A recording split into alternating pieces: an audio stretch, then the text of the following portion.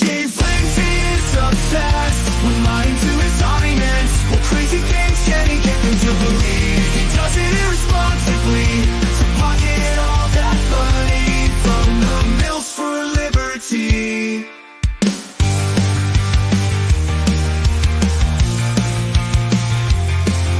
The left hates capitalism, but James won't admit it. He refuses to believe queer theory destabilizes normativity, gender binary, and the nuclear family. James blocks the truth, smears people who try to show him, creates an echo chamber for himself to reinforce his fantasy. He used to believe in something, what happened? Mills for liberty. Gnostic sex cult, building his own world. A Gnostic sex cult, unhinged from reality. He's totally lost in what can we do but mock him relentlessly. It's not a Gnostic sex cult, James. No, it's not. Stop lying to your audience. No, it's not. It's not Gnostic, James. Mary Nardini tells us queer liberation means the annihilation of capitalism. Catch up, James. Whiteness means capitalism. Queer theory hates capitalism. Whiteness means capitalism. Queer theory hates capitalism. Whiteness means capitalism. It's all about capitalism. Everyone knows it's capitalism. The socialists know it's capitalism. Wake up, James. It's capitalism. Whoa. The socialists know it's capitalism. Wake up, James. It's capitalism. It's all about capitalism. Everyone knows it's capitalism. The socialists know it's capitalism. Wake up, James. It's capitalism. It's capitalism. To pocket all that money from the mills for liberty.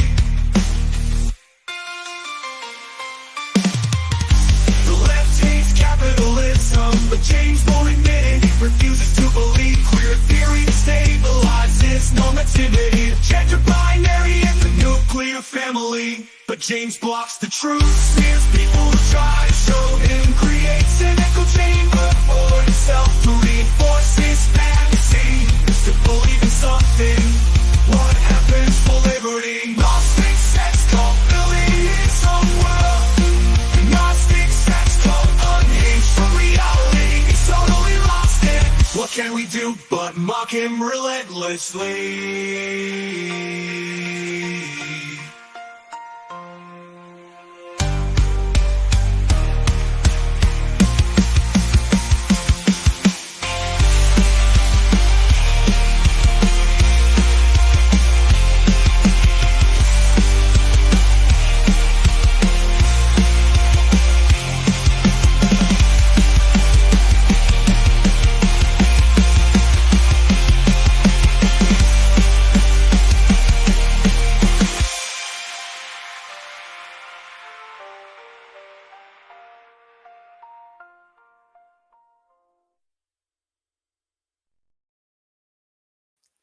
Well, hello. Happy Friday. We did it. We made it through another week. And per tradition on this channel, Friday is time for happy hour. It's time when we kick back, grab a beer or several or something stronger as the case may be, and we watch Awoke training from start to finish. And, I wouldn't say we're actually going to be watching Awoke training today. God, my hair is crazy. I wouldn't say we're going to be watching Awoke training today so much as we are going to be educating ourselves about a new friend. A new friend that we are going to be getting to know over the next year. And I have to, of course, as always, do a big shout out to Dan. Dan is in the chat here with us. And of course, Dan is the one that keeps us up to speed on all of this. But before we get into what's going on, I want to take you back. I want to take you back to September, when almost a year ago, God, can you believe that it's been almost a year? I can't believe it's been almost a year. Well, I want to take you back almost a year ago to September of 2023, when I was dressed as a non-binary person, and that's about to become relevant. I was dressed as a non-binary person going undercover at the socialism conference, one of the biggest conferences of far-left radical activists every year. I had been preemptively banned from the conference, but I went anyway because I had already registered under a fake name, and it was a non-binary name, so really I could have looked like anything. And I wore a chest binder and everything. I dyed my hair. I got woke glasses that I still wear today just because it's fun. And I recorded a lot of interesting stuff at that event, I have to say. But the biggest get that I had at that event was a complete and total accident because I ran into Emily. Now, Emily Drabinski, the president of the American Library Association, was supposed to be speaking at the socialism conference. But then a whole bunch of a lot of people complained. A lot of people complained online that Emily Drabinski, the president of the American Library Association, which was taking in a lot of taxpayer money from all the state library associations, a lot of people were upset that Emily confessed to being a Marxist lesbian, although the lesbian part is less important than the Marxist part. And so because of that, Emily canceled her speech at the socialism conference. However, Emily still went to the socialism conference. And I just happened to be covering a session that Emily was in. She wasn't presenting in the session, she was just sitting in the audience. And how it works at socialist events is there is a panel that does the presentation and they all do their thing. And then they always have like a really robust audience participation part of it, where basically anyone in the audience can come up to the microphone and you get 2 minutes to say whatever you want. And then the presenters respond to the people who came up to the microphone to talk. Well, I happened to be sitting right next to the microphone and I had a little recorder in my pocket. And this was actually, fun fact, this was actually the first session that I actually recorded with my pocket recorder ever. I didn't even know if it was going to work. But I was sitting there right next to the microphone, and Emily comes up to the mic, and the moment she started speaking, I knew it was her because I recognized her voice, and I started, like, in my head, I'm, like, undercover, right? So I have to be playing it cool. But in my head, I'm going, oh shit, oh shit, oh shit, oh shit, oh shit, oh shit, oh shit. And I'm freaking out. I'm like, this recorder had better be working. I better be getting, because I had no idea if it would even work or not. Emily stepped up to the microphone, and luckily the recording did work. And let me just play you what Emily said at the microphone. Remember, she was not presenting. This was just happenstance that I happened to run into her. Let me play you what she said, just to remind you.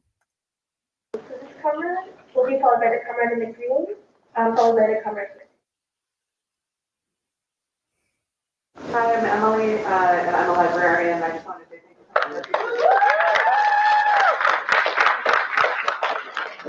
I just want to say thank you for bringing up libraries and option libraries, but also school libraries of all kinds, public libraries and higher education libraries, which have been attacked in similar ways. But I think your point that public education needs to be a site of socialist organizing, I think libraries really do too.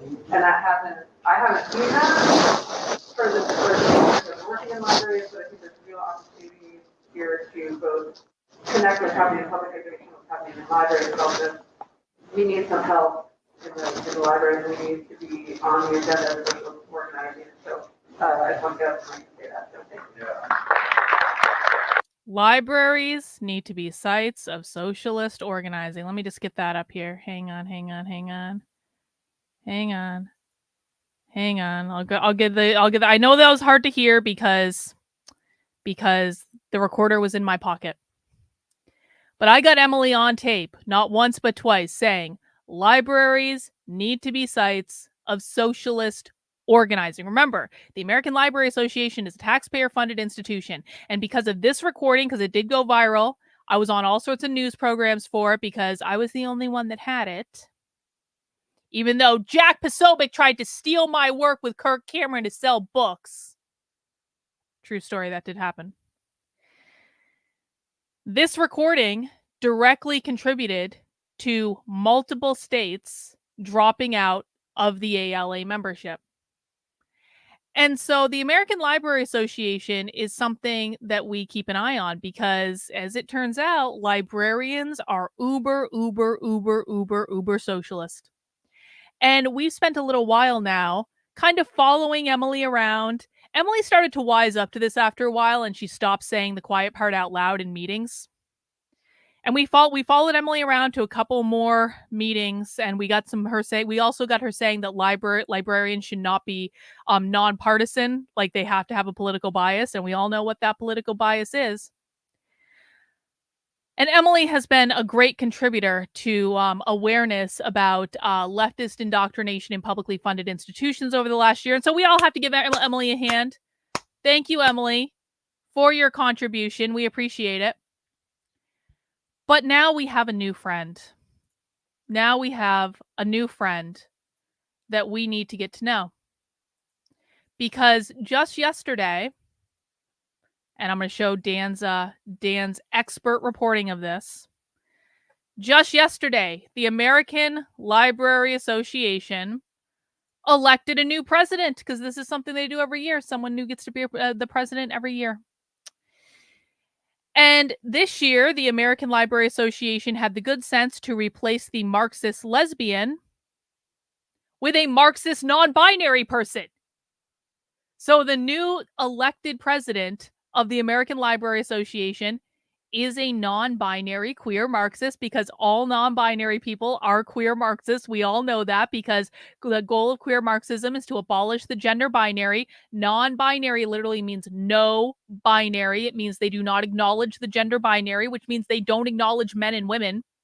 The reason they want to abolish the gender binary is because they want to abolish the nuclear family. Also, they believe capitalism created the gender binary, so it's a social construct, but it also contributed to the creation of the nuclear family. And as we know, queer Marxists believe through social reproduction theory that the nuclear family is the literal means of reproduction of capitalism, which is private property ownership, which is the thing that they want to abolish more than anything else in the world. So they can't abolish capitalism until they abolish the family. They can't abolish the family until they abolish the gender binary. And that is why so many people are identifying as non-binary, no binary. And this is what they're teaching to kids in school. This is when they're teaching about gender queer, gender fluid, when they're having like GSAs, gender sexuality alliances, or rainbow clubs, they don't want kids to believe they're trans. This is a misnomer. Trans means transition from man to woman or woman to man. When queer Marxists say the term trans, they don't mean transition. They mean transcend or transform to the non-binary, because they very literally believe that the only way to achieve gender equity is to eliminate gender entirely. So that's what we're talking about here. That's what we're talking about. And let's see. They elected Ray Pun, another Marxist. Oh, he dropped out. Oh, shit. So she was the second. So the ALA selected the loser of the race with only 2,770 votes, non-binary Marxist Sam. So they elected a different Marxist to you know what? One Marxist, another Marxist. You know what? This non-binary person will probably be fun for us. This non-binary person hasn't even blocked me on Twitter yet. I'm going to get to know her good. So I thought, and that is Sam's Twitter. This is Sam. This is our new non-binary American Library Association friend. And it turns out that Sam has a YouTube channel. Now, there's only 4 subscribers on this YouTube channel, but there's some videos, and it looks like Sam has a podcast. And how I found this is it is literally in Sam's somewhere. Sam for Life. Let's look at just look at Sam's website real quick. This is her podcast, If Only.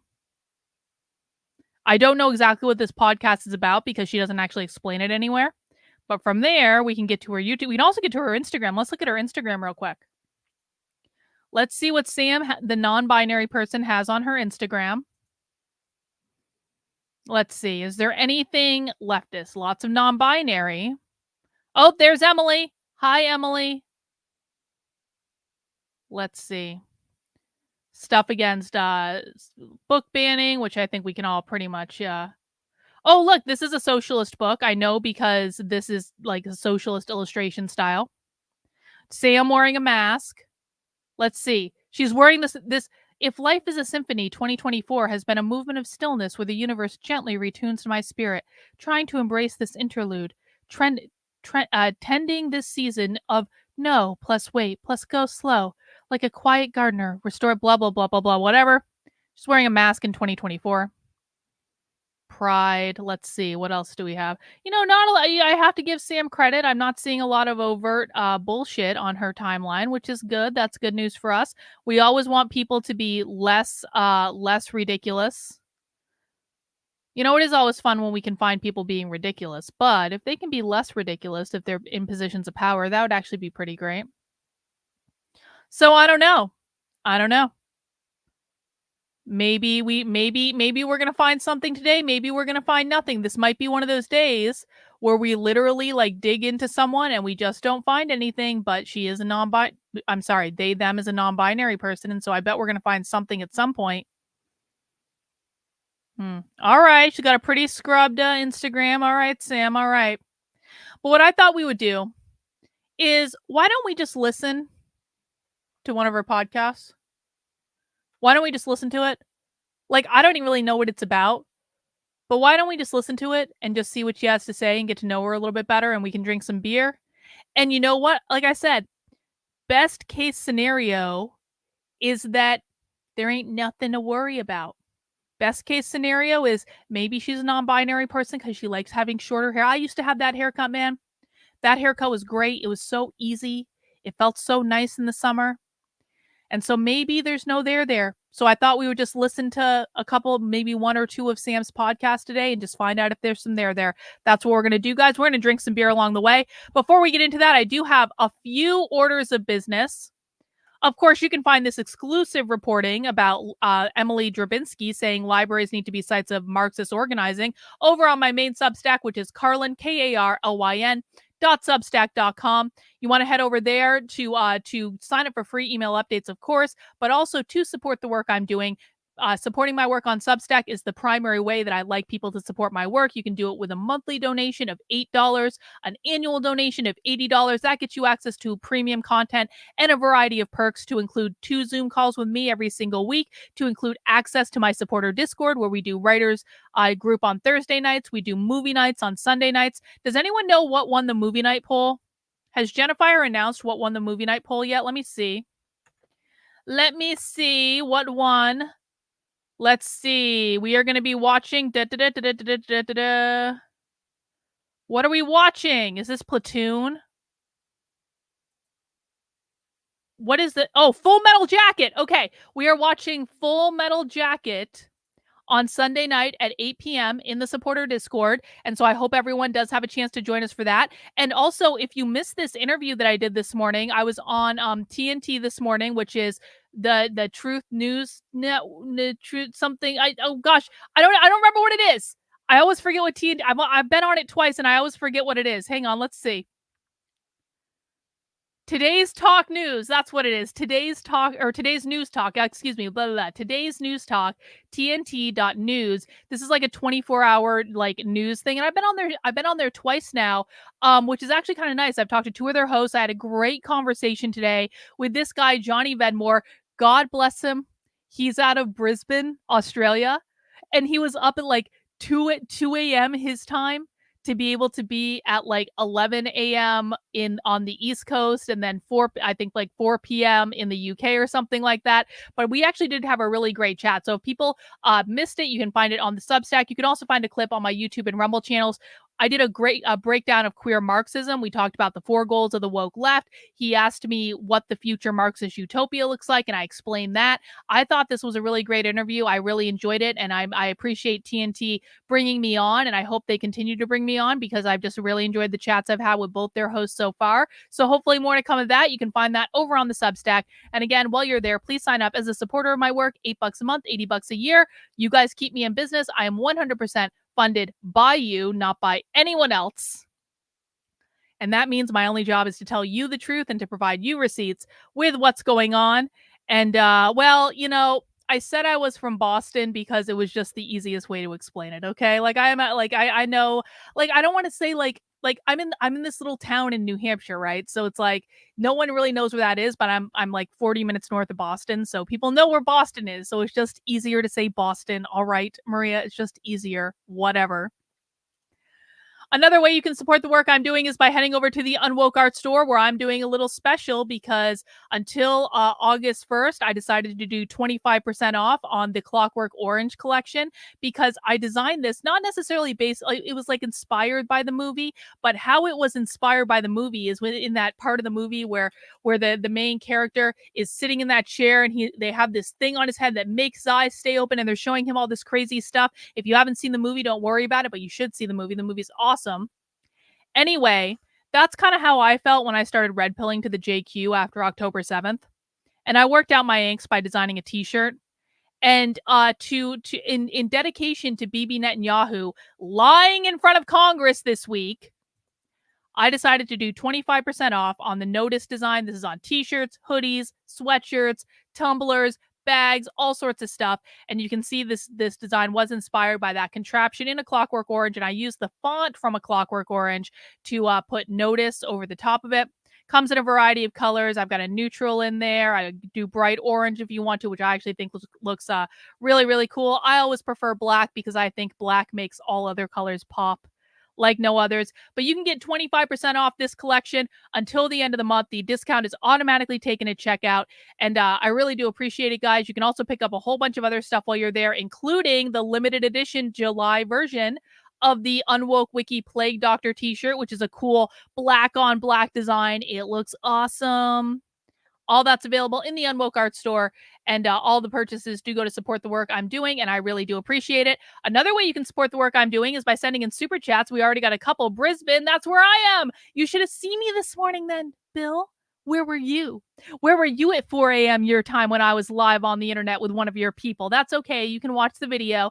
I really do appreciate it, Bill. And then we got Kazmar here. You got your Trump icon shirt today. Well, guys, anytime you get a piece of merch from the Unwoke art store, remember to take a picture of it, send it to me, and I'll use it to promote the store. And I really do appreciate that help, guys. Thank you, thank you, thank you, Kazmar. Before we get into it, do you guys mind if I share a little bit of gossip? We're going to do gossip, and then we're going to do beer. Actually, should we do beer first and then gossip, or gossip first and then beer? Let's do beer first and then gossip. Okay, hang on. Let's do beer first, and then we'll do gossip. The gossip is really quick, I swear, but I have to share it. But I think it'll be better to share it if I have a drink first. Is everyone on board with that? Hang on, let me get the beer.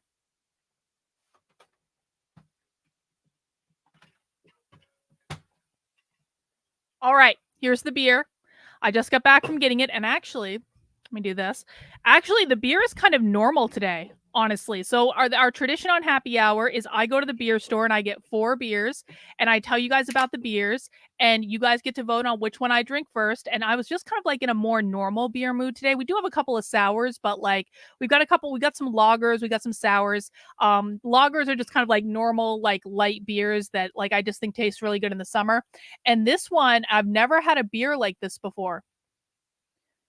Japanese rice lager. Like, of course, when I think of like rice, I think of like sake, right? And I love sake. I think sake is great. But this is apparently cold pressure fermented lager. And I don't really have any other context about that. I guess it's from a brewery in Burlington, Vermont. So it's communist, but that's okay. Sometimes communists can make good beer too. So that is our first offering. It's the Japanese rice lager for option number 1. Option number 2, this beer is either going to be really good or it's going to suck really badly. There is no middle ground with this beer. I was a little skeptical of it, but I was in an adventurous mood and I was like, you know what? Just try it. Just try it. This is from 4 Quarters Brewing in also Vermont, another communist beer. And this is called Pinot. And this is a sour ale with pineapple, jalapeno, and sea salt. So like I said, it's got like sweet, it's got hot, it could be really good, it could be really bad, but a sour with pineapple, jalapeno, and sea salt. So that's option number 2. Option number 3, I pretty much got because I like a good beer can. I have a whole beer can collection on my back wall that you guys can't see. And I'm always kind of on the lookout for just like cool beer cans to add to the collection. So sometimes I buy beer that like I'm maybe not excited about, but it's got a really cool beer can. And so that's this one. It's called Crispy Cat Lager. It is from Fat Orange Cat Brewing. And this is just an American lager. So it's probably going to be light. It's probably going to be crisp. I don't even know if it'll be that exciting, but it's got a good can. I mean, come on. That like you can't ask for more than like that can, right? So this is our American style lager, and I'm sure it's going to be really tasty. It's a really warm day in New Hampshire. And then our last one I also got because of the can. I normally don't like Great Nation beer because Great Nation Brewery is obviously woke. They have a whole Ruth Bader Ginsburg beer. I don't like it. Portland, they're brewed in Portland. But again, another cool can. Like come on. Like that's a good design for a can. And this is called Overripe Fruit in the Can, and this is a tart ale with mango and mangosteen flavor. So maybe it'll be like bright orange or something. I don't know, but the can's cool. So these are our 4 options, guys. Let me put the poll in the chat over on YouTube. Sadly, I'm not broadcasting on Twitter today because I changed my profile photo on Twitter yesterday, and now StreamYard thinks that I don't have a premium Twitter account because they take away your check mark when you change your profile photo. So hopefully streaming will be back on Twitter soon. I don't know why it would think I don't have a premium account, even though I do. But I guess it's just one of those buggy things. So we're just on YouTube and Rumble today. But the polls are always on YouTube. Again, our options are Japanese rice lager, jalapeno and pineapple and salt, American lager, or fruited sour mango and all that goodness. Those are our options for today. Let me see where the poll's at. Let me see. Oh God, overwhelming. You guys want me to drink the jalapeno beer. Of course you do. Of course you do. Of course you do. Hang on. See, let me put the rest of the beers back in the fridge.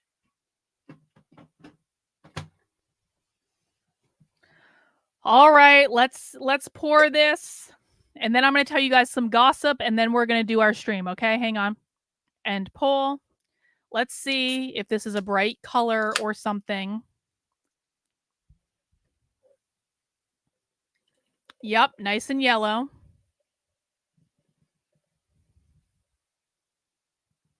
I really hope this beer doesn't suck. Like I said, like sometimes when I have like sour beer, especially with like pickle or something like that, it seems like a good idea at the time. And then you get like halfway through it, you're like, I can't finish this. Let me see. Oh God, I can smell the jalapeno. I can definitely smell the jalapeno.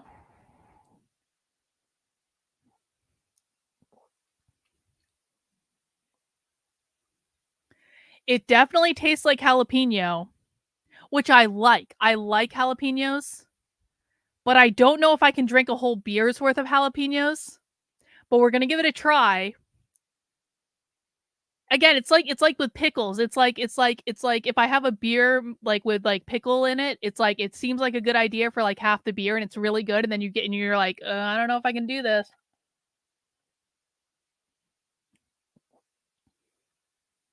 But I do like it. I do like it. All right. Well, we'll just play this out. We'll see how it goes. All right, let me tell you guys the gossip. And if you don't want gossip, come back in 5 minutes, okay? Just give me 5 minutes. I just have to talk about this. So there's this guy that some of you know. His name is Frank McCormick. Now, Frank actually used to be someone that I supported. He goes by Chalkboard Heresy, or he used to go by Chalkboard Heresy. He's someone that I had on the channel several times. And then Frank kind of got like really boring for a long time, and he kind of became like a clout chasing whore for a little while. And so basically like really a couple years ago, I just kind of stopped listening to him. Like I still followed him and stuff, but then like the clout chasing got so bad that a couple months ago I just unfollowed him because I was just like, I can't do it anymore, man. It's like it's one of those things where Frank had this moment of glory a couple years ago. He was on like Candace Owens' show. Yeah, Frank, well, is a former teacher, I guess. I don't know if he's like he seems to be a current teacher, but like he's not very smart. And so I just don't even know what to say about that. Frank is now obsessed with me. So Frank got really pissed off when he found out that I unfollowed him on Twitter, and he has been obsessed with me for weeks. For literally weeks. Frank got connected with the horde of unhinged lunatics who have been like running that smear campaign on me. And so now Frank believes he has all this dirt on me that no one else knows. Like, and it's all the same dirt, right? It's like Carlin dated a pedophile, which I really didn't, and that's not true at all, but that's what they say about me. Or Carlin thinks grooming is a good thing, which anyone with a working brain knows that I don't, but Frank doesn't have a working brain. And so Frank has been tweeting about me almost every day for literally weeks with like this smear campaign that he's getting from the horde of unhinged lunatics that we've talked about so much. But the thing of it is like, I kind of find this funny now. You know, I've been going through this for over 2 years. Actually, like, I've been going through this for like over 3 years with some of these people. And so at some point when they're just spewing the same bullshit over and over and over and over and over again, it's like, really, bro? Really? You think you've got new information? But Frank is so crazy, and he's really trying to stick it to me because he's really pissed off that I unfollowed him. And he really wants everyone to know that I'm a cluster B borderline personality narcissist and a pedophile and a horrible person because I unfollowed him on Twitter. And it's just gotten crazy. And so I have to show you what Frank has done this week just because it's so fucking funny. So you guys remember autistic sex education?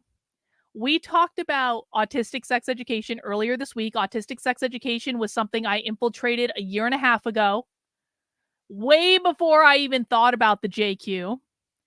And basically what we did is we went inside an autistic sex ed training program where they were talking about teaching kids how to masturbate and use sex toys and talk dirty and all this stuff. It's one of the most disturbing things I've ever covered. And then earlier this week, when Elon Musk was talking about how his autistic son was transitioned, I just put a couple of the things out there that like from the old reporting that I did. And I was like, hey guys, remember they're specifically targeting autistic kids. We talked about it earlier on the stream, whatever. Well, one of the things I said was I introduced the autistic sex ed trainer as queer, trans, non-binary, autistic, Jewish teacher Dylan Capet, and said that teaches 70% of autistic kids are LGBTQ, 50% of them being trans. Now, Frank was really, really, really, really, really, really, really pissed off that I noted that Dylan, the autistic sex ed teacher that literally teaches autistic children how to masturbate and use sex toys and teaches them how to talk dirty outside of the presence of their parents. The thing that Frank took the most offense to was not the autistic sex ed training curriculum. It was not the actual grooming of autistic kids that was the problem for Frank. No. The biggest problem that Frank had with this is that I said that Dylan Capet is Jewish. Dun, dun, dun. Because remember, guys, if we point out that someone is Jewish, that is the ultimate offense. Overlooking the grooming, overlooking the targeting of autistic children, none of that matters. What really matters is that I said a Jewish person was Jewish. But it gets even funnier than that. So Frank tweeted that screenshot. Of course, he took a screenshot because Frank is too much of a pussy to just retweet me. So Frank takes screenshots of like everything I tweet and comments on them instead of just retweeting. I haven't blocked him yet. I will block him eventually. But right now I'm playing with him like a cat plays with a mouse. It's just kind of amusing to me. So I'm letting it go for the moment. And Frank said, nothing is more disgusting than using a tragedy surrounding a child to advance ethnic demagoguery. And then he said, I am truly a pig. Well, you know what's funny about this? Is one of the things that I do when I'm covering these people, when I'm covering the far left, I always describe them as they describe themselves. I don't editorialize about these people. And so when I originally wrote the article on autistic sex education, I literally went to Dylan Capet's website and I literally copy and pasted the first line out of their biography, word for word, which says, Dylan, they, them, is a 28-year-old queer, trans, non-binary, autistic, Jewish human. I always describe these people as they describe themselves, because that way I can't get in trouble for it later. I'm like, this was literally from your bio. I'm not a transphobe. I'm not a non-binary phobe. I'm not an anti-Semite. I am literally copying and pasting from your own bio. So Frank got all upset because I said Dylan is a queer, trans, non-binary, autistic, Jewish teacher, which is in Dylan's own bio. Queer, trans, non-binary, autistic, Jewish human. And for this, I am an anti-Semite. For literally copying and pasting. I wasn't even interested in the JQ when I wrote this, but that's not even the best thing. So I basically embarrassed Frank publicly about that, and he kept calling me a Nazi. And he says that this is the proof that I'm a Nazi when I said I was anti-genocide and basically that was an indication that I'm an anti-Semite. Apparently that's proof I'm a Nazi. I said that the Nazis had good clothes. That's proof that I'm a Nazi. He has all this proof that I'm a literal Nazi. But that's not even my favorite one. So yesterday, check this out. So there's this kind of internal Groyper thing happening where apparently there's a Minecraft server, and I don't know anything about Minecraft. I really don't. I've never played Minecraft. I don't understand it. I don't know anything about Minecraft except that there are two competing Minecraft servers in the Groyper community now, and one of them allegedly doesn't work very well. And because the Minecraft server that was built by some members of the Groyper world doesn't work very well, other Groypers decided to build a better Minecraft server. And they reached out to me and they were like, Carlin, will you endorse our Minecraft server? And I was like, I don't know anything about Minecraft. And they were like, that's okay. We'll write you a script. And I was like, okay, fine. Write me a script and I will endorse your Minecraft server. Fine, whatever. So they wrote me a little script and I filmed them a little video. And I said, everyone should go join this Minecraft server and you guys are going to have a great time. And don't join that other gay one, join this one. And that was all it was. And it was like a funny little ha-ha kind of like moment. So the people with the new Minecraft server, grape.us, obviously. Maybe I will learn how to play Minecraft. Maybe I'll join the Minecraft server and I'll learn how to play Minecraft. I don't know. Maybe I should. Anyway, so they posted my endorsement yesterday and everyone's just having fun with it. Check this out. And then Frank comes into the reply. Frank is so pissed off that a group of Groypers who are fucking around on the internet had me endorse their Minecraft server. That he was like, did you know that Carlin supports grooming children? Carlin dated a pedophile.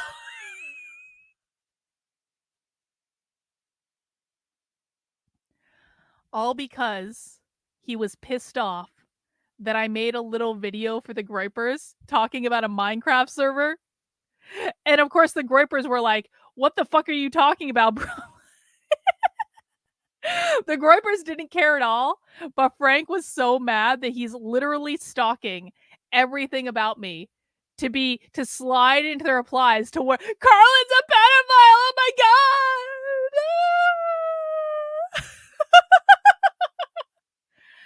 So, yeah, Frank, it's just a Minecraft server, bro.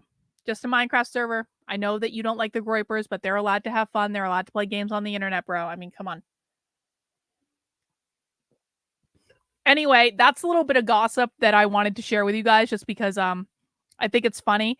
Yep, Frank needs some help. Frank is a little bit insane. Yep, true. Frank needs some therapy. Chill the fuck out, Frank. You kind of look like a stalker, bro. Like, no one cares. The thing that I think is the funniest about this is Frank thinks this is all breaking news, when in fact, I've been dealing with this bullshit for over 2 years now, and no one cares anymore. Literally, no one cares anymore. The Groypers don't care. The Groypers know all about this. We've all moved on, Frank. Move on with your life. I'm very sorry I unfollowed you on Twitter. I'm very sorry you took offense to that. I'm very sorry that you are a clout-chasing whore that is just on a morally righteous crusade when really all you're doing is chasing clout on Twitter, and it's really sad and it's pathetic. But you got to stop obsessing over me, bro. You got to stop obsessing over me. I swear to God. Wait, what? The same Frank that talks about you in big tech super chats? I don't know anything about that. Is there a Frank that talks about me in big tech super chats? Really? Is that real? What does that Frank say? I don't know. I don't know anything about that, man. So what does that Frank say? Is it kind of like this unhinged nonsense? Like what is I don't know. I haven't watched big tech in like why would I? Like all big tech does is like talk shit about me. So like well, that's fun. Yeah. Oh yeah, that's I would bet all the money in my bank account that's probably the same Frank. I would bet that's probably the same person, like the same unhinged lunatic. Well, that's nice of big tech to be continuing to profit off of bullshit and nonsense. I guess he can't control who sends in super chats, but whatever. I don't know. I don't watch his stuff anymore because I have no reason to. Like I have no reason to. Is big tech still doing it after the truce? I mean, truces mean nothing. Apparently what truces mean is that big tech can continue to say and do anything that he wants, and if I respond to him, I'm the problem. That's apparently what he meant when he said truce. And apparently if he can say and do whatever he wants, but if I respond to him, I am disrupting his peace or whatever. And so I don't know, and I'm just trying not to get involved. But I had no idea that Frank was so insane that he's sending in super chats to big tech. All right, well, good luck for that, I guess. Anyway, you guys want to watch some American Library Association? Let's do that. Let's do that. Guys, please make sure you mount the like button for me. Mounting the like button lets YouTube know to recommend my content to more people. We will get more friends on the stream. And again, I don't know if we're actually going to find anything today. I have no idea. But we're going to get to know the new non-binary president of the American Library Association, Sam. Let's just start with the latest one from 5 months ago, and let's just see where this goes. There she is. They, them is. Sorry, they, them. Welcome back, everybody, to another episode of If Only, an Intellectual Freedom Colloquy. And I am super jazzed about our guest, Jack Abels, president of the North Liberty Public Library in North Liberty, Iowa. I'm hoping we see some special guests, maybe Truman and Reagan tonight. Yes. Awesome. Yes. But welcome, Jack. It's great to have you. And before we would begin our conversation, do you mind sharing a little bit more about yourself? Yeah. So I've lived in the North Liberty area basically all my life for 24, 25 years. Met my wife in the area, family's still here. So I call this place home. Went to Kirkwood, got a degree in hospitality, which has nothing to do with libraries. But I will say that I was bored one day at work, and I saw there was like on the Johnson County thing, there was an opening for the library committee, and I was like, I've always been interested in government by Truman, and it's always something that's interested me, and I was like, I'll put my name down, and I think I forgot about it for a good couple months, and then I got an email that was like, you're on, and I was like, what? Excuse me? But yeah, so I think I originally applied out of boredom at my job, but now being in it and seeing kind of, I think like we talked about at our meeting in December, kind of seeing the impact that libraries actually have on a community, it's gratifying. Guys, this is going to be one of those things where like So we're probably, this is not a specific training about socialism. This is not a specific diversity training. What this is librarians talking about being librarians. And so what I want to look for is like them talking about the political climate of libraries, them using socialist words, them telling us about what they think about book banning, stuff like that. That's more what we're going to be getting out of this presentation.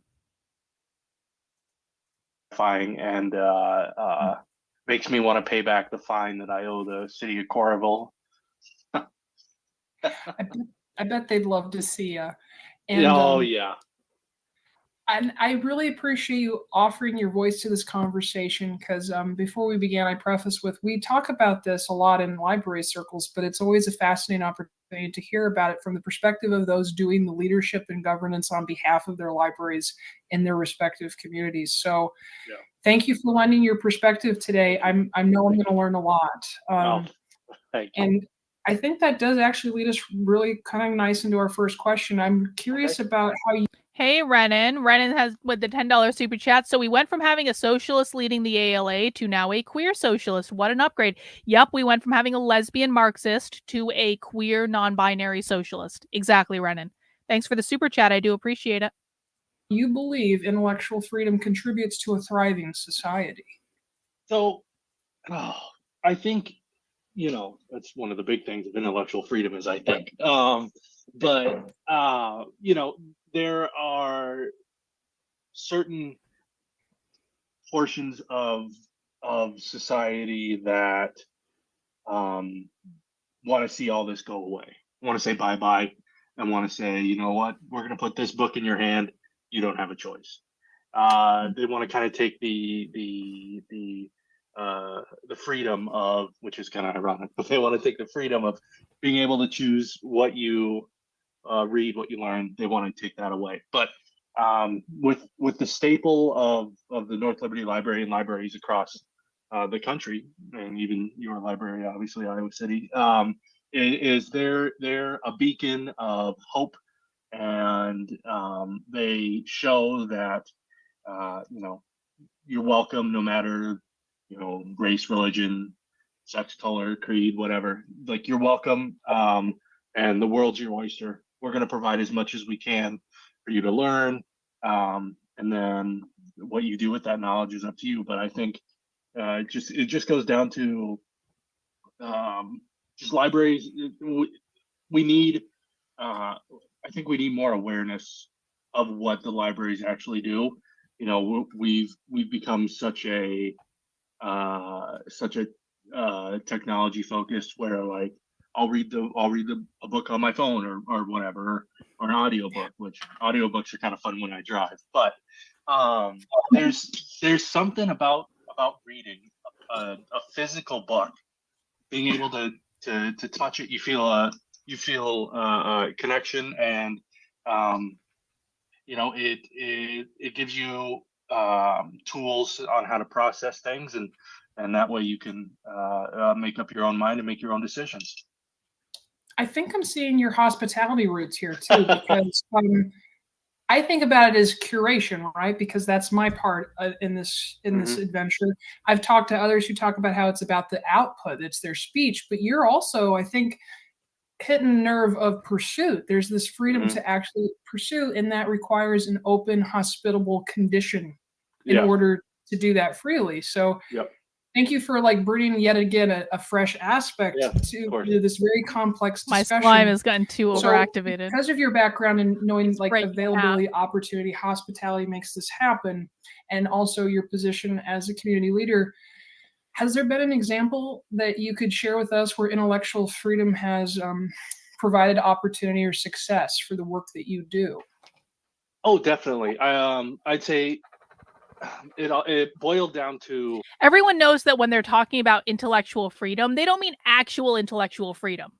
What they mean is the freedom to consider far left concepts, but they don't care about intellectual freedom in terms of considering conservative concepts or more far right concepts or anything like that. It's just intellectual freedom to explore ideas that they agree with.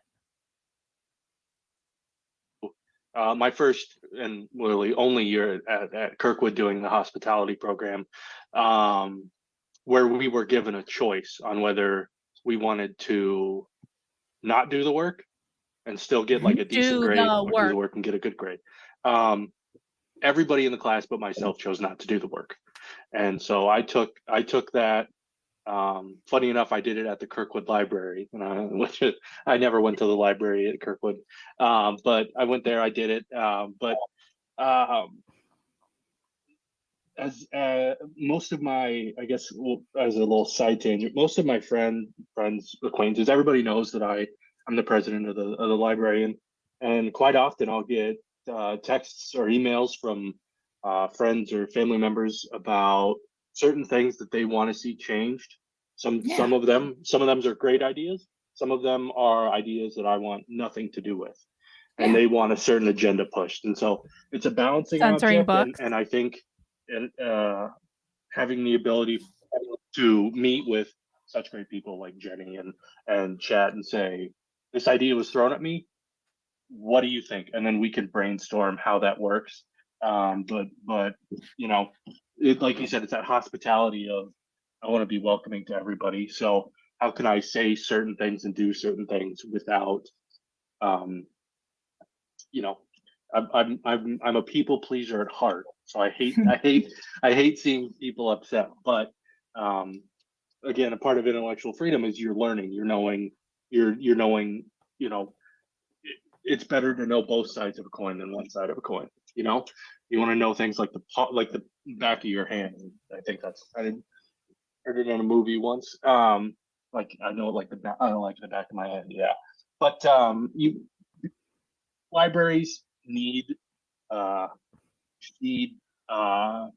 a radio signal on top, and just to go out and just say, hey, we're here, like a beacon, and just give people that opportunity who unfortunately, you know, maybe didn't grow up in an environment that enriched, nourished, promoted intellectual freedom, for them to come here and learn, like, hey, I was taught this as a kid, but with access to the library and their materials, I now know, you know, the different aspects of it. And so just, yeah, intellectual freedom, I think, plays obviously a huge part. This is a whole show on it, but it's amazing to me the amount of sometimes kickback I'll get over some things that were done at a meeting, or such, and so it's a lot to juggle with. It's a lot more than I thought I would be dealing with when I went to the first meeting and I saw no one sitting in the audience. I was like, oh, this is gonna be easy. But no, it's a bigger responsibility than I could have ever asked for, and I thoroughly enjoy it. Well, I'm really glad that you're in that seat and that you're taking on the challenge, because it sounds like you see it as something that's done in community. Whether you're talking to your fellow board members like Chad and Jeremy, is that who you referenced? Mm-hmm. It's like a microcosm of the fact that librarianship is done in community. The policies are reviewed by board members who represent their larger communities. Folks can come and fill the audience if they want to attend those meetings. And so I think it's fascinating that you find space and make time for that balance, because you understand that it is done by all voices. And having that hospitality background, having that balance focus, I think probably is needful, right? Especially in some divisive times, which leads us to the third question. I was sort of curious, like, have you personally witnessed some challenges to intellectual freedom? And if so, how do you feel like communities can address those challenges? Oh, definitely. I think the biggest challenge I've seen, or I don't think I've personally faced certain challenges just because of wait, what? What? Human Centipede is cheating on us with James Lindsay? Oh no! Oh no! Is Stoney Maloney cheating on us? Oh no! That's okay. What did he say? Let me see. Let me see what smart thing Stoney Baloney said. Oh, he's talking about queer theory. Okay. Stoney Baloney, you better not abandon us. We had you first, bro. Don't think we're not paying attention. You can't cheat on me with James and get away with it. I'm just kidding. I'm really kidding. He can do whatever he wants. I don't care. Stony Maloney is awesome. He provides such value. James doesn't understand half the shit that guy talks about. And so, I just really hope that he doesn't go over to the dark side and starts talking about the Gnostic sex cult. But I think what he's really interested in, to be honest, and like if he's in the chat, he can correct me if I'm wrong. He just wants people to know about this stuff. And he is much more, Stony Baloney is much more diplomatic than I am. He hasn't been sullied by the nature of this space. And he's just trying to do a good job, and he's just trying to educate people. So I don't have a problem with it, and I think it's kind of funny, and I don't want anyone to ostracize him or anything just because he's kissing up to James. That's all right. It's all right. Honestly, I couldn't tell you why, but I've seen, for example, where I work,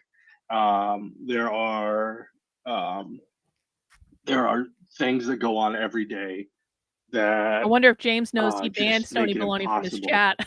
for me to put a smile on my face, because some of these, I work at a middle school, excuse me, Right. and so Oh, he works in a middle school. Oh, good. A some of teacher. you Good. can tell kind of what kids don't have the freedom to think what they want, so they come in from an environment at home, and they are unable to kind of grasp that, hey, there's another opinion out there, and we have certain Senate files and House resolutions and such that here in Iowa, at least, and I'm assuming probably some states surrounding us, that are challenging the intellectual freedom of students, and being able to explore different topics. And it's tough because there are a couple students in particular who I chat with about the library, and they've actually kind of helped me comb over some of the library's policies to make sure the language was inclusive and whatnot. Yeah, yes, Nice. yes. It was probably one of the most. It was. I did it because I was like, yeah, I don't want to do this work. This is going to be boring. But then they came back and they were like, you should change this, and this. And I was like, oh my gosh. So there are kids that are really involved in intellectual freedom. There are kids that could care less. And they're like, my one side is the only side. But just the biggest challenge, ironically for me, is challenging kids to open up their minds and see that There are kids that believe in intellectual freedom, and then there are kids who are not leftists. There's another side to the story. You open one door, or you close one door, another one opens. Like, they just need to realize that, an open dialogue and open thought is something that nurtures their enrichment of kind of how they think and how they feel. And I've seen a couple kids kind of flip from being hard nosed to they've learned something and they're like, actually, that's really awesome, thank you, and made a whole new friendship out of it with other kids. And so just seeing the impact that So he's flipping kids from being conservative to liberal. to read what they want and such is something that I'm championing for. Like I said, like we've talked about, and like I said earlier, there are people that want to take that away. There are people that want to make it so that they can't pick and choose what they want, and so it's tough. But doing what I can so I don't get fired, but also at the same time that I open up kids' hearts and minds and lead them hopefully down a different path other than kind of where they're headed. That's so beautiful. It really is, Jack, because I think of like libraries as being just incubators of opportunity. Mhm. If I'd had a middle school instructor like you, I just can't even imagine what that would have been like, too, giving me access to the process to enable me to put my fingerprints on it, to have my voice heard and heeded. That's why public education and public libraries are so important, because I'm not sure organically where else that takes place in society.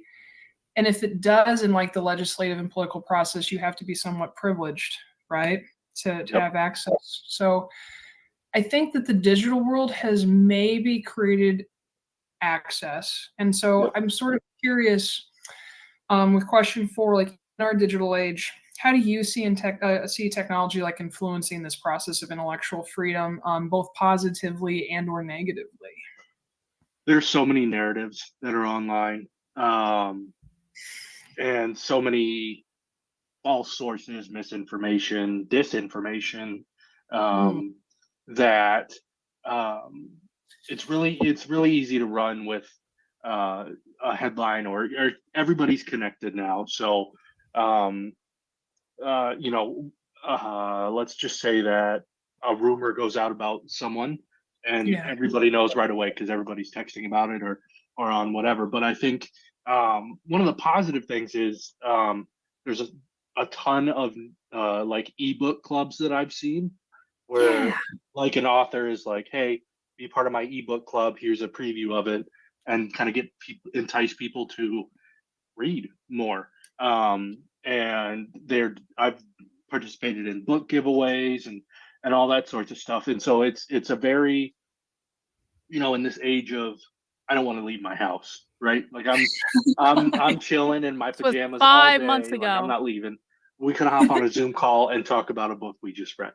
So I think technology helps in that way. The thing that going along with.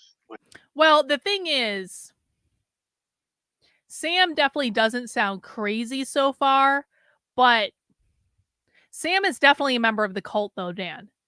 Sam is absolutely a member of the non-binary cult. There's something about, and maybe people in the chat can help me quantify this a little bit. There's something about her demeanor. Like, it's like kind of that teacher's pet, like smug. I can't quantify it exactly. She's not saying anything necessarily wrong, but it's like her demeanor and how she's directing the conversation. I'm kind of like, I don't know about this. She's going to say something at some point. I don't know if we're going to find it today, but she's definitely going to say something at some point. With what we're talking about, when you brought up at our December meeting about, libraries being the be all catch all, right? Yeah. So like,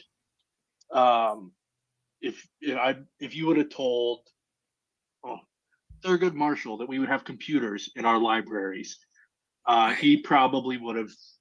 I don't know. But we have computers. We have just so much technology for people to use, and I think it's important for libraries to stay up to date on that technology, as up to date as they can with the resources they have. But staying up to date and letting the public know that this is a learning opportunity for them. So like, come learn how to code or whatever, take a free class or something. It's amazing to me to see the advances technology has made just since, I got my first phone in 6th grade. It was a flip phone. And I miss how simple it was. I miss how it was a call or a text. That was all I could do.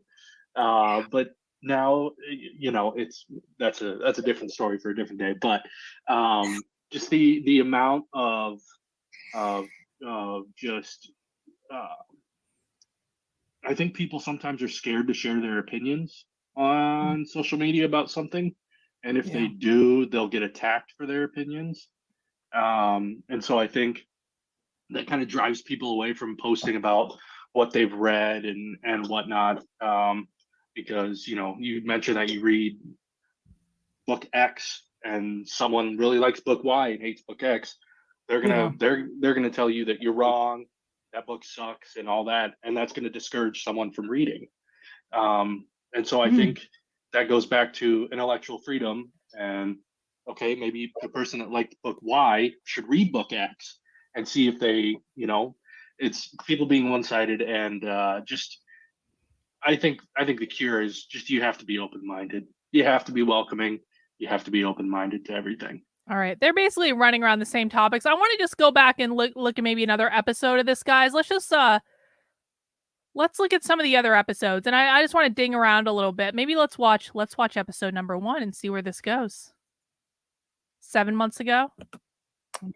Again, we're just trying to get a sense of the new American Library Association president. I wasn't getting the sense we were really going to get anything from that podcast, but this was apparently we're going to go back to the first podcast and just let it play for a minute and see where this goes.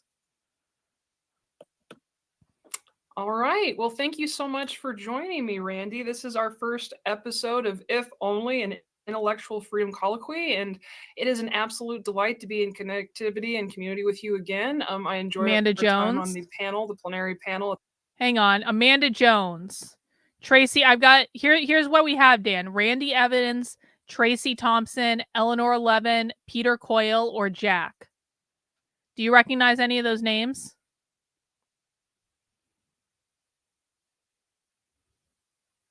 I'll just wait for Dan to answer. Dan knows more about librarians than I do. I should get her talking to a woman, though. That's really what we should be watching. Who is this Tracy person? She looks like she could be a piece of work. This one, I bet, is a guilty white liberal. You want to watch Peter Coyle? Who is Peter Coyle? Educate us, Dan. We can watch Peter Coyle if you want.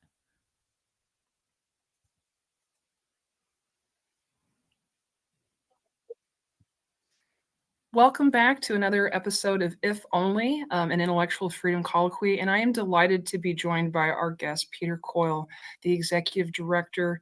See, I knew I was going to do this, but we're just going to keep going. I messed you up. Yeah. No, it was me, 100%, friend. All right, here we go. Yeah. Welcome back to another episode of If Only, an Intellectual Freedom Colloquy. My guest is Peter Coyle, the Library Director and Chief Executive Officer at Sacramento Public. I've known you for years, though, looking across ALA Council and seeking your wisdom and advice on matters of governance and awareness of the work that we do, but definitely intellectual freedom. Before we would begin, Peter, would you mind sharing a little bit about yourself and what you'd like our audience to know about you and your work? Yeah, I think it's important to know that I've worked in lots of different types of libraries in different states. So I have an interesting perspective in that I've been around in small libraries and public libraries in some very conservative areas and some more liberal areas. So I've been able to experience a lot of different types of situations. And I think the thing I want to share is that, you know, intellectual freedom is the same. Doesn't matter where you live, it hasn't changed, it doesn't change. And it may make the conversations different, but the core principles stay the same. Yeah. That's profound, and I think leads very well into our first question, because we know that society changes. Yeah. So Yeah. If intellectual freedom stays the same, and our first question is, how do you believe intellectual freedom contributes to a thriving society? How I'm are we curious if you think defining there's some intellectual freedom? correlation there. I do. I think that, you know, the purpose of intellectual freedom, I think, is really allowing anyone the opportunity to discover, to learn, to question, to have a conversation, to explore. And really that's, you know, a good colleague at Cleveland calls their library the People's University, right? And so Yeah. I think that is really true with libraries. You know, I wish I'd come up with that great expression, but I didn't. But really, it's this place where people can. Hang on. No. I'm not talking about Dan's definition of it, Reagan. I'm talking about what is their definition of intellectual freedom.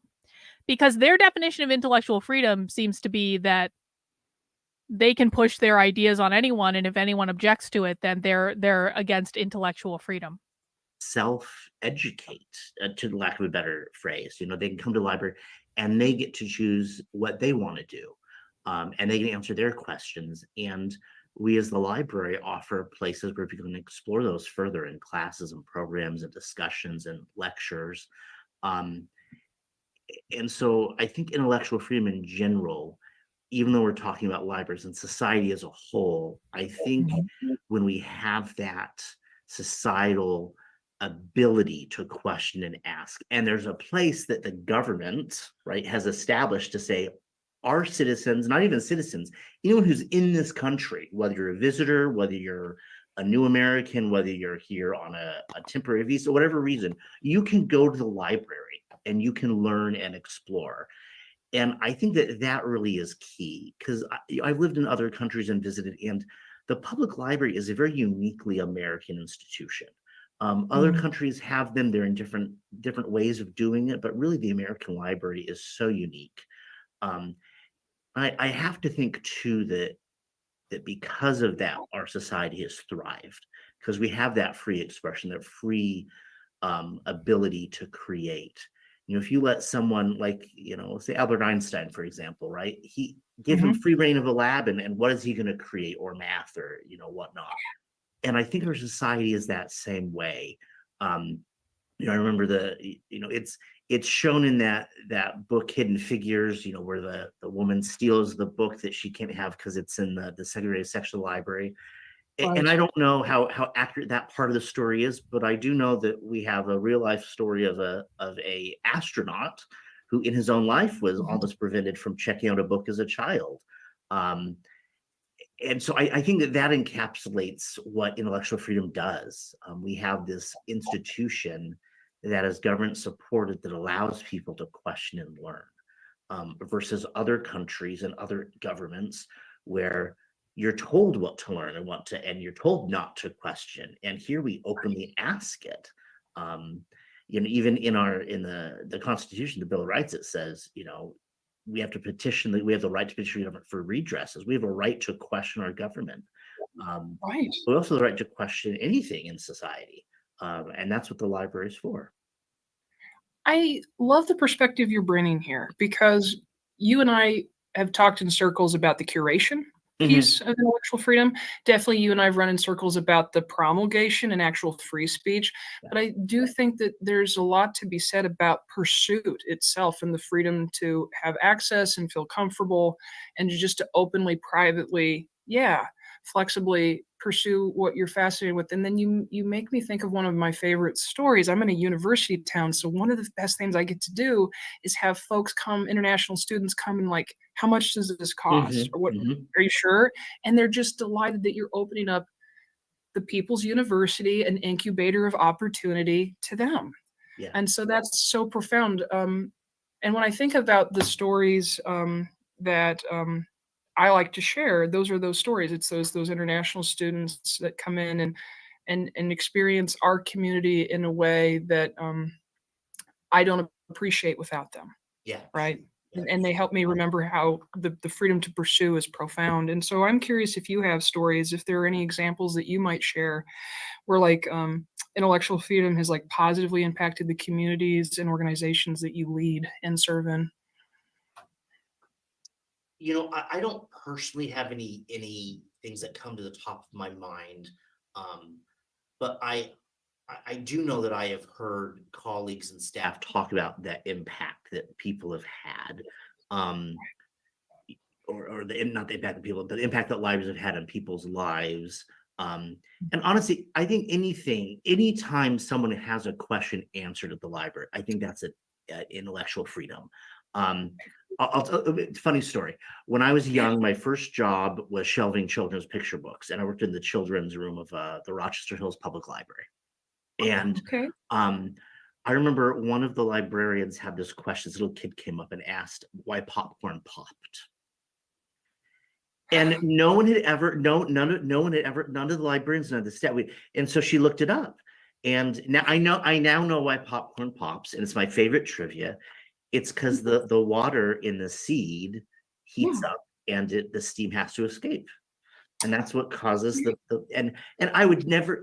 It's a simple like physics that makes sense when you think about it, but this child had that question, came to the library to answer that question, and one wouldn't think that that's like a huge thing, but what did that question do to that child?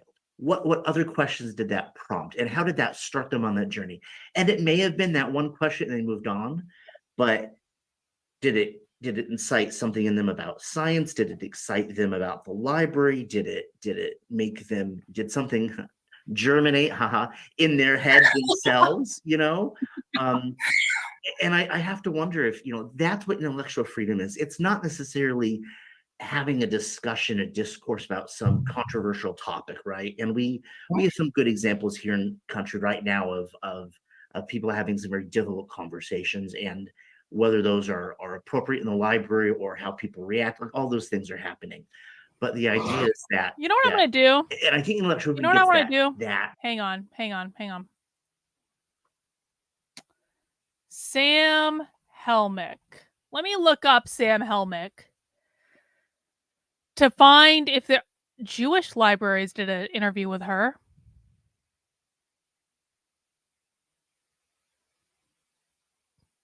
Let me find, instead of watching her podcast, which I don't think is going to yield us much based on what we've seen so far. Let's just look and see. Let's find an interview with Sam. First Amendment and freedom to read. Sam's on that panel. Candidate forum. Well, why don't we just watch this? Meet ALA presidential candidate Sam Helmick from Jewish Library. I'm Michelle Margolis. I'm the librarian for Jewish Studies. Apologies for being in the car and with weird sunlight. But thank you all for joining us for this conversation with Sam Helmick. I'm really excited to hear from them. And I'm going to let Emily do the formal introduction, but just really glad that you're here and that you're joining us, and really looking forward to hearing from you. So thanks, everybody. And thank you especially to Sam. I'm Emily Bergman. I am the co-liaison to ALA from AJL. Thank you for joining us today. Before we introduce our guest, Sam Helmick, let me tell you a bit about AJL. In 1946, the Jewish Librarians Association was founded and composed of academic, archival, and research institutions. The Jewish Library Association, founded in 1962, emphasized work in synagogue, school, and community center libraries. These two organizations merged in 1966 as the Association of Jewish Libraries. In 2010, AJL became an affiliate of the American Library Association and is currently one of its 7 ethnic affiliates. Today, AJL is the leading authority on Judaic librarianship and a vibrant, volunteer-run, nonprofit professional organization that fosters access to information and research in all forms of media relating to all things Jewish. The association promotes Jewish literacy and scholarship and provides a community for peer support and professional development. For more information on becoming a member, please visit our website at jewishlibraries.org. Before I introduce you to the ALA potential candidate, presidential candidate, Sam Helmick, I want to say that we have 2 fabulous candidates this year. Both are interested in working with AJL. In fact, Sam spent about 45 minutes at the ALA meeting in January listening to our concerns with Kathy Bloomfield, Sally Stieglitz, and me. Ray has been in touch with me a couple of times since we met with him. AJL is lucky to have presidential candidates on our side.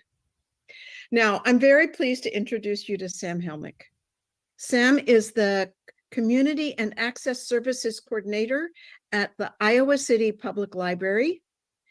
They are a current member of the ALA Executive Board and president of the Iowa Library Association. They previously served as chair-elect of the Freedom to Read Foundation and chair of the Iowa Governor's Commission of Libraries. They have served on committees for the network of the National Library of Medicine, the Stonewall Book Awards, the ALA Policy Monitoring Committee, Young Adult Library Services Association, YALSA, Michael L. Prince Committee, and the Reference and User Services Association, RUSA, Sophie Brody Award Committee. So let me step in here and tell you what Sophie Brody is. It's the award for the best adult Jewish book for the general reader. I was on that committee for 5 years, and I think Sean is our current representative from AJL. Yeah, of course, 2 ladies. And on the YALSA fundraising task force. Yeah, I mean, Sam, Listen, I'm gonna be honest. There hasn't really been anything clip worthy yet. If you're gonna like, you can make clips of whatever you want, but I haven't seen anything so far that I would say is worthy of a clip. But you can always make clips of what you want. But if I were to spend my time making clips, it would not be of what we've seen so far. That doesn't mean we won't come across something, but just not yet. is a 2017 emerging leader, as well as an author, consultant, and instructor for social media marketing and graphic design. Welcome, Sam. So, how did you decide to become a librarian? Oh, well, thank you all for having me today. And can I just honor Michelle for doing an excellent example of leadership where she's managing two things at the same time, and Emily for your kind introduction. I fell into libraries, friends. I never recognized that there was so much potential in libraries when I was a child growing up. I had no idea that they could change my life and that I would be sitting with the prominent advocacy and authority for Judaic librarianship. This is a wonderful moment, and I have to thank libraries for it.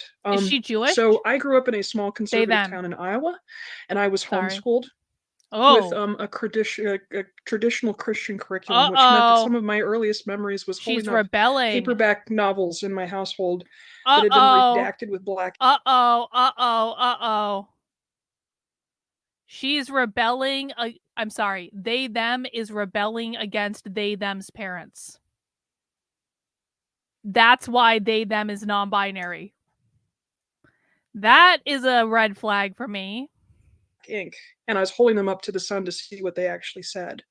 And so I was used to a household where ideas were dangerous. Cultures and ideas outside of the ones in the home were to not be entertained. And it really hampered my development as a young adult, to be completely honest. I appreciate that you're so excited about clips, but it doesn't actually prove anything. It's just conjecture. So again, I wouldn't say that that's a clip. I wouldn't clip that. Because it's not evidence of anything. It's just saying it's giving us context.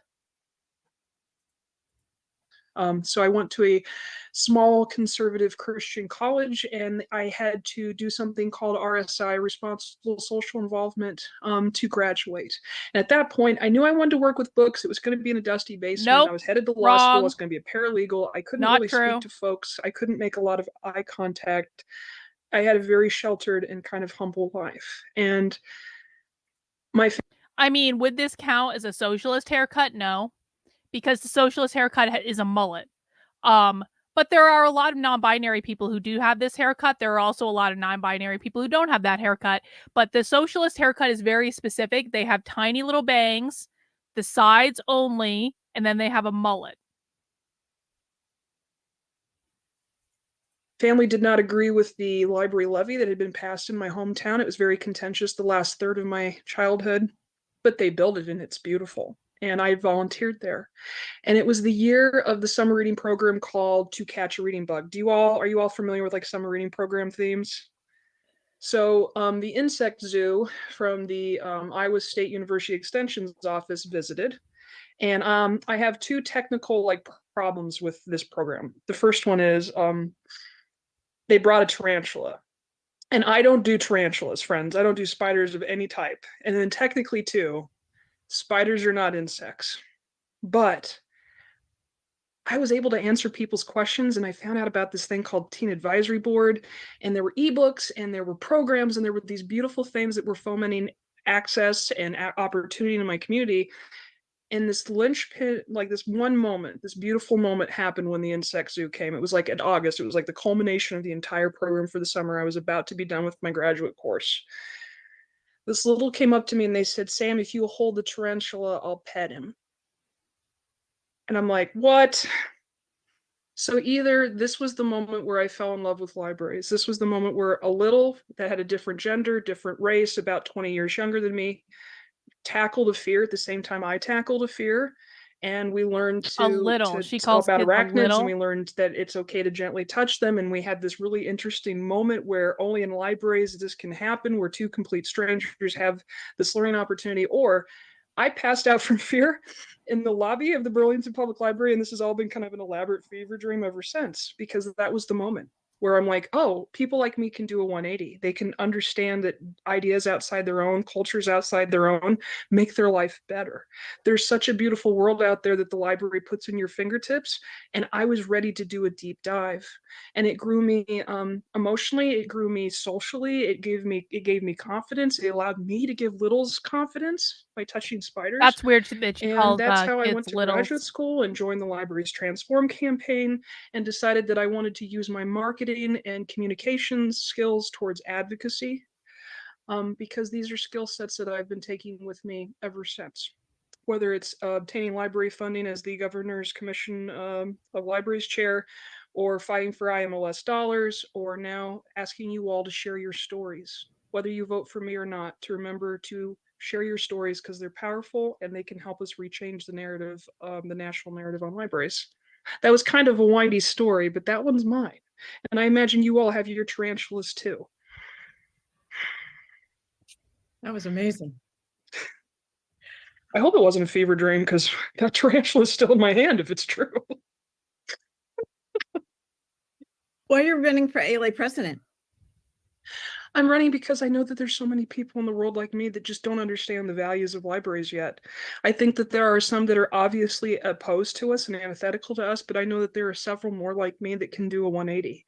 And I have really learned a lot as the president of ILA that had the second most library adverse bills in the nation last year, and also sitting on the American Libraries Executive Board, the American Library Association's Executive Board, where there are ways that we can bring people to the table, and there are ways that we can talk about our common goals, and there are ways that we can remind folks that libraries were always supposed to have their fingerprints into the process through reconsideration policies, sitting on public library boards, being an available and caring caregiver that's involved in the student's school library.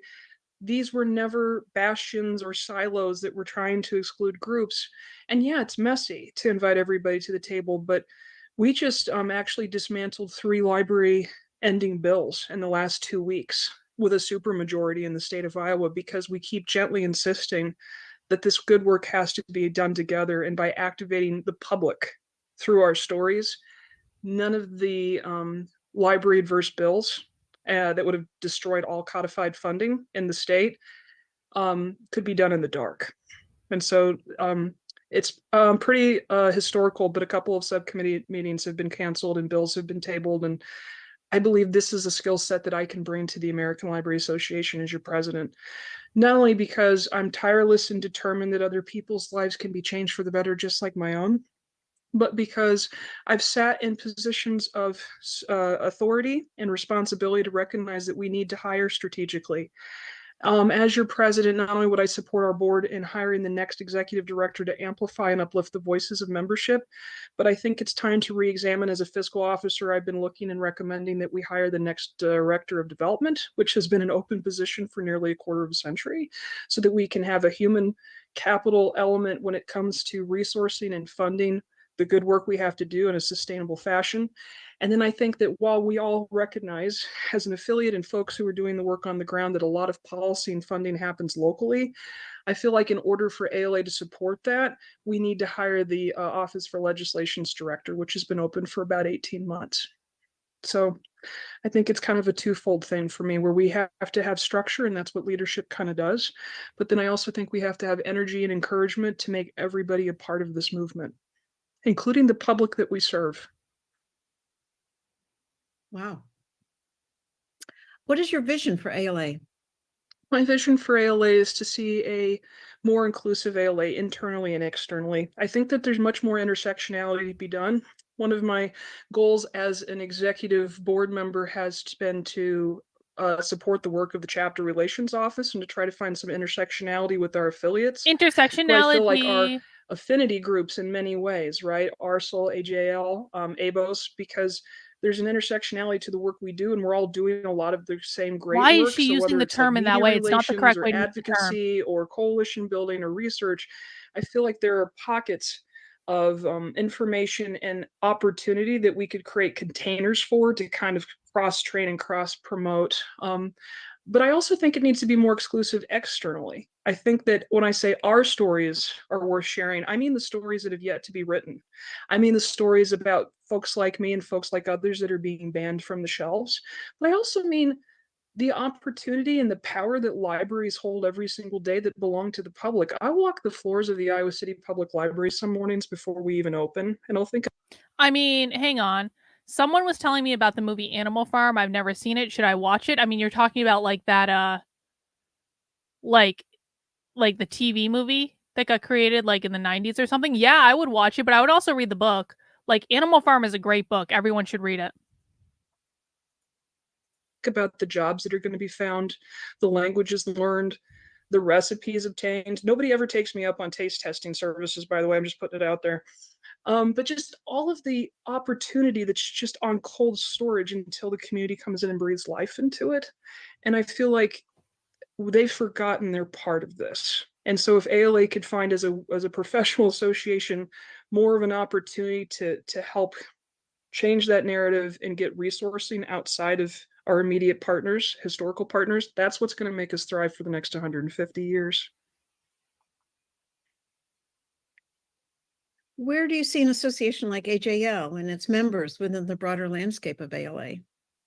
I see you everywhere. Again, it is humbling to sit with you all as the expert advocate and authority on Judaic librarianship, some of the oldest and most historic librarianship that's on the face of the planet. And so I think about the fact that that work has intersectionality with the Association for Rural and Small Libraries. In my tiny town in Burlington of 65,000, where we have a synagogue that actually serves about 30 folks, right? What's librarianship for populations there looking like? I don't think it's as robust as it should be. So I think about that intersectionality in small and rural communities. But then I also think about that intersectionality for like the International Relations Office and how a lot of the resolutions and the concepts that we're talking about as leaderships at the council level could be influenced and informed and supported by the good work that is done by AJL. But I also think just the agility of being a longstanding affiliate. I think that groups like ABOS, which is the largest growing affiliate in the ALA umbrella, could learn a lot about. One of the things I'm thinking about as we're watching this is I mean, first of all, this person is absolutely a Marxist. Anyone who uses the word intersectionality colloquially is a Marxist, 100%. Now, they're not saying a lot of Marxist related stuff, but it's just one of those things where if you know the language and you know why they're using it, like, let's just be honest about what this is. But what I'm really thinking about is think about how much this person is talking about advocacy, advocacy, advocacy, advocacy, advocacy. Why is that important? Because I know, because I've watched so many library things at this point, that when conservatives led by Moms for Liberty were trying to get all these books banned from libraries, their definition of advocacy was they handed out like a copy and paste script that parents could use with libraries. So what happened at libraries when Moms for Liberty was trying to get all these books banned was Moms for Liberty gave everyone a script. None of the people had actually read the books that they were trying to get banned.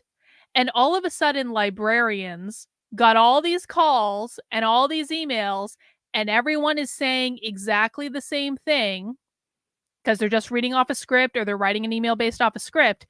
And the librarians were like, what the fuck? Have you guys even read these books? And so it was actually just like a really shitty job of coordinating advocacy because the people doing it had no idea what they were talking about. They couldn't answer questions about it. Literally, all they could do is copy and paste a script or call the library and read off a script, and it was all the same. And it was like an openly kind of like, it was a transparently obvious farce to the librarians who were like fielding all these calls and fielding all these emails where everyone's saying the same thing, and it kind of seems like none of them have actually read the books that they're talking about. And so that's the conservative definition of organizing is give everyone a script, and then the conservatives all go and make a fool of themselves, and it's transparent to everyone what is going on. The definition that these people have of advocacy is they have meetings, they have discussions, they coordinate with each other. It's a perpetually ongoing thing. It's actually genuine. They look into what they're talking about. They make sure to educate each other what they're talking about.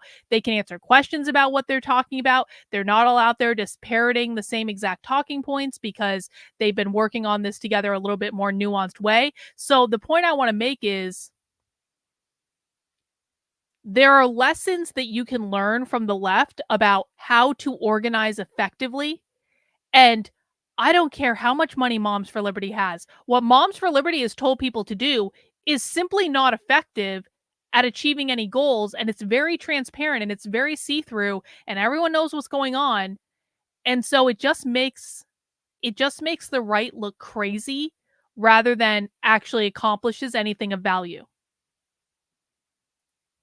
What it means to grow fast, but also to sustain and be strong for decades upon decades.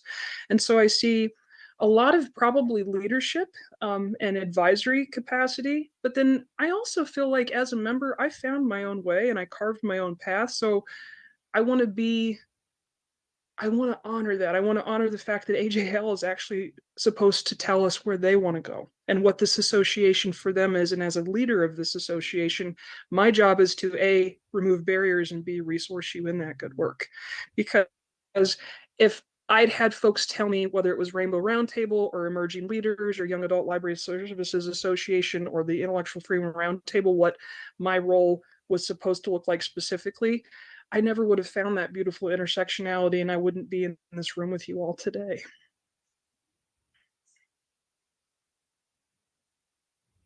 What do you bring to ALA that is unique and will help move it forward?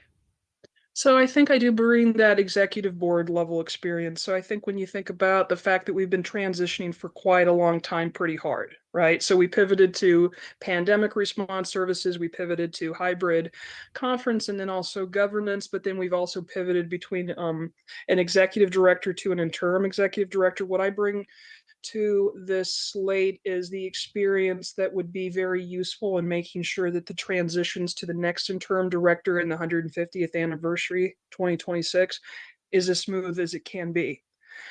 But I also think that I do bring maybe a bit of optimism in a time where it's very difficult to be optimistic.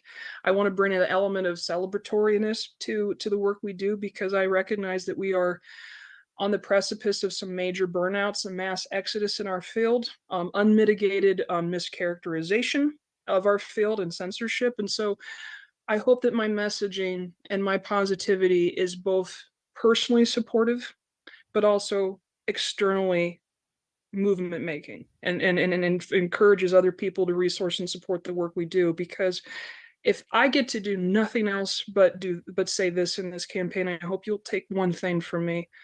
We are under scrutiny. We are targets. We are facing this because just by being who you are and doing what you do and holding tarantulas, you have so much power and efficacy in the world. You wouldn't be on the radar if you didn't have power in the world. And so I think it's important for you all to remember that because it's going to help you remind yourselves of your mission and your ability and your strength and to remind you that you're all enough. And so if I get to say that to a few thousand people doing work I really care about, frankly, that's an incredible bonus for me. And that's what I think I bring to this campaign. And I didn't mean to get emotional about it, but yeah, it's incredible. It's very powerful. I'm very emotional about it. AGL wants to work more closely with other ethnic affiliates, but there aren't clear paths to doing that. Any suggestions? Yeah, I am very fortunate to know a couple of presidents of affiliates, especially a few that I've talked about right now that are either growing or really trying to find their foothold in the world, specifically ARSL and ABOS. And so I would personally make it my mission to kind of find some intersectionality for conferences and containers of cross advocacy training to kind of start fomenting and bubbling that up. I feel like as a leader, often what I do is connect two people on a shared mission and then resource them and get out of their way. I feel like the office, Odelos is hyper booked, and I feel like a lot of what ALA staff is trying to achieve is that intersectionality.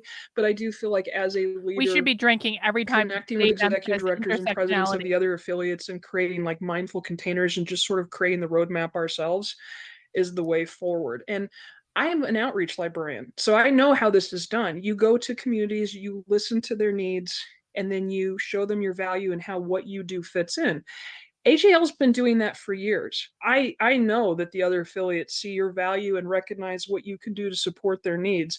I think it's just somebody kind of coming into the room and saying, okay, let's make it so, and insert it into these learning opportunities and into these conferences. But then I think that has to be reciprocated. I feel like other affiliates should be able to come to you and say, hey, what do you need from us? What would be of good value to you? And so I've been thinking about some opportunities, particularly with Arcel and ABOS and a couple of the chapters that I'm super connected with, and curious if like we could invite each other into the space to make that so. Because I feel like once you leverage some of those smaller wins, it kind of builds momentum of inclusivity and understanding, oh, look what they're doing. That's really cool. Why didn't we think to do that all along? I'm also very heartened because as an executive director, I've been very interested in, an executive board member. I've been very interested in understanding ALA's relationships with the affiliates and whether or not I believe they're all being treated with the same weight and attention.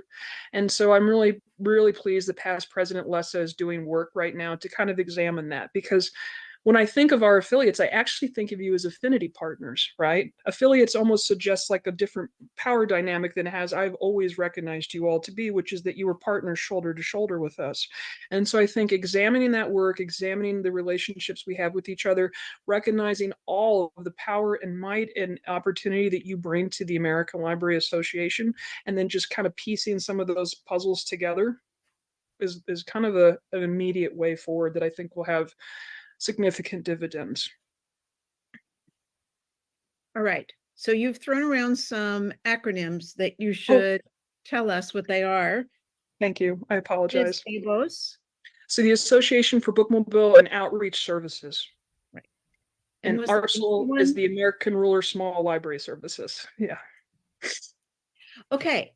So before I ask the last question, I want to ask the questions from the attendees, because the last one is, kind of a fun one. So we have our current vice president is currently on the Sophie Brody committee, and he'd like to know, what did you learn from being on the Sophie Brody committee? That's a Marxist thing. I think that it gave me a deeper appreciation for honestly book reviewing. Like, I'm going to start at the professional level first. Like, I've been on YALSA, it's the Michael Prince Award. I've been on the Stonewall Book Awards. I've done the Midwest Awards a couple of times, but the intense and robust discussion for Sophie Brody really elevated me to a higher level. So professionally, I would recommend that reading committee to everybody. The other thing that it really taught me was inclusion, because I was the only Gentile on my committee. And I really wanted to make sure that that was A, useful to the group that I was there to serve, but B, that was a lens by which I listened and learned and absorbed, and incredibly inclusive. So inclusive. I can't tell you how many to have one leadership and Gentile learning opportunities ALA has just impressed upon me again and again, how we are an inclusive and loving group. But then the third thing, Sean, for me was like, they them said that's basically saying they them was the only person on the committee who wasn't Jewish. Knew this was coming. There was a lot of literature. I think, I was 2016. So there was a lot of like literature about the election and how it was coming up and what had been fomenting in our society. I'd already been defending the IMLS dollars for a couple years, which had been set at 0. And I thought, something's on the horizon. And so by the time I got to the executive board, I'm like, folks, we can't keep describing the water. We've got to start building rafts. We have to build tools. We have to make that in front of the paywall. We have to support membership, which is how United Against Book Bans got started.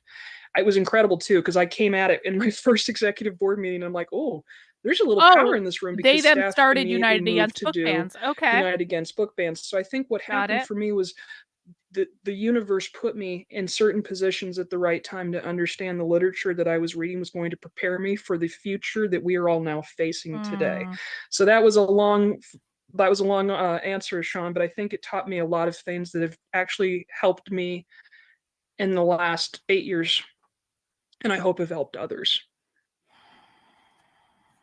It's funny, when I was on, sometimes there were more non-Jews than Jews on the committee.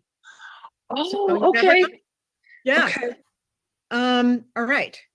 Why do we think so many rank and file librarians don't join ALA? And any ways to change hearts and minds?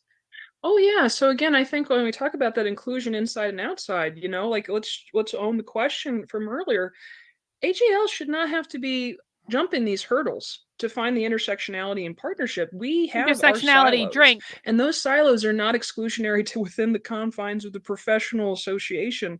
We also have our silos outside, whether it's quote unquote professional staff or paraprofessional staff or support working staff, but also I think folks understanding what their role would be. What I think is fascinating about having both Ray and I as candidates is our relative age and experience. What ALA is teaching us with this election is that if you're willing to roll up your sleeves and contribute to a cause, there's a spot for you. But I'm not sure that that's overtly obvious to folks who have not been inside ALA. All right, guys, I got to run to the little socialist room. I'll be right back. Take good notes for me. I'll let this play while I'm gone. Or overtly obvious to folks who have faced barriers or discrimination or exclusion. And so I think that there's a moment here to reflect, right? When I think about the leadership skills and the experience of pivoting, I've been calling for us to really pause and reflect on what's gone well during the pandemic response. Our agility for governance is incredible. Could we leverage that to build more containers of connection and support to each other in this digital world?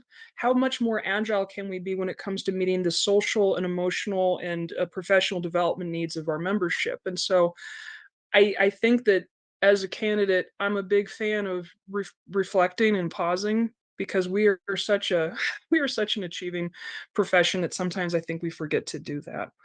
And that's why this question has been a long form question, because we don't pause to reflect on what keeps me here. And that by itself is the recipe by which we get other folks to join. And then I know this is a long-winded answer, and I appreciate you, Emily, but I do think we have to find a way to get the public involved as well, whether it's just sort of donating to ALA, APA, so the allied professional affiliates, because that would be what Ray or I are presidents of, besides ALA at the same time. And it has a completely different 503 structure. There's got to be a way that the folks around us are supporting us in our professional work too. How many of you, show of hands, have been asked the question, you had to get a degree to shelf books? It's not really great that my parents at the dinner table they're not, me running for ALA president is not the feather in my parents' cap that it could be. And so I think we have to recognize that too, that we are also working in a group that's surrounded by folks who question our association, don't make us feel strong in supporting our own professional development, and are chronically asked to resource our own problems. And I've rambled there, but I think it's like ninefold. So, being a librarian is actually a job that pays money. So that probably. So what about the messaging that might bring more people? What is the problem with ALA messaging that people don't want to join? Right. So I think when I think about like marketing classes I've taught and marketing that I do as the public relations person at Iowa City Public, is that we fail often to make the marketing about the membership. Right. There's a whole bunch of us language, ALA language, and not a whole bunch of you language. And I'm a human being. I want my cereal boxes to have pictures of people on them, because people remind me of me. I want to feel really good about my professional associations and what it says about me if I'm a member of them. And I want my professional associations to applaud me and invite me and give me work to do. And so I do think that there's some just baseline messaging about one ALA, but that means you too. And we've got to, and that's why, again, like, it's our stories, you know. Libraries Transform was a wonderful campaign, and it changed my life, and it enabled me to help other people make that 180 transition like I did. But it didn't humanize us, and we need to humanize us, because at the end of the day, the problems that we're dealing with, those messy problems, are because we're human. But then those joyful stories that we are writing every single day, are joyful because they're human. And that might feel like an oversimplification, but I really don't think it is. If you make the messaging about me, it makes all messaging better. So like, I'm going to spill some library tea, but I've been answering membership emails all weekend, and one of them was talking about not recognizing what the value of their membership was for the American Association for School Librarians. And so I did a little bit of a deep dive, and I recognized what they were saying. It's like everything I have access to that helps me every day is in front of the paywall. And I'm like, that's right. So then how do I make that feel good for you? And I'm like, you know what? It actually inspired me to recognize that small, rural, and drastically underfunded school districts have free access to this because I'm willing with my dollars to become a member to this. And so it actually inspired me, and I got on and I added my membership today so that I can contribute to that. And so the story became about me. The person emailed me back and they're like, that's right. I'm contributing to this greater good. I'm making this happen, you know? And so it became less transactional, and it really was a reminder of, not only do we give as member leaders and contribute through hours and time, but we provide an infrastructure and a staff available in order to have the greater good advocacy wise as well. So I think it's got to be not a defensiveness like you should pay for it because we're professionals, or a, well, I don't know what to tell you because I'm not a teacher librarian. It took like a 30-minute deep dive in me really kind of looking at what AASL has to offer on a national level and saying, okay, this is what I would put on the membership page if I were in that work, you know, for that division, because it needs to be very clear that it's about you and that it requires you for it to succeed. Hope there's no AASL folks in here. That I didn't mean to cast any shade. No, we appreciate it. Okay, so I'm going to try very carefully to phrase, this is my question. I'm going to try very carefully to phrase it correctly. So I've been a member of ALA for almost 50 years. That's how long I've been a librarian. I was a student librarian, a student member first. And in those years, I have seen ALA get involved in issues not library related, which in the past has been to our detriment. And I'll give you the example. When ALA decided to get their foot in the Vietnam War, it turned the public against ALA, and then they didn't listen to us about the stuff that's important. All right. That's just a very long ago example, but for those of us that are sitting on this call, Zoom, we have seen several of the anti-Israel resolutions come through. Yes. And Oh, the latest one concerns me a lot because the Jews are concerned about the leftist librarians? Because this is so serious. And it's libraries. We've got to get people to listen to ALA about this very serious issue, from both our local school district, library board, up to Congress and hopefully the president, and somehow stop people from banning books because they don't like it. Hang on. Mary says, will you do an episode on the queering of the opening ceremony of the Olympics? I really don't want to, but I feel like I have to. Like, I really don't want to.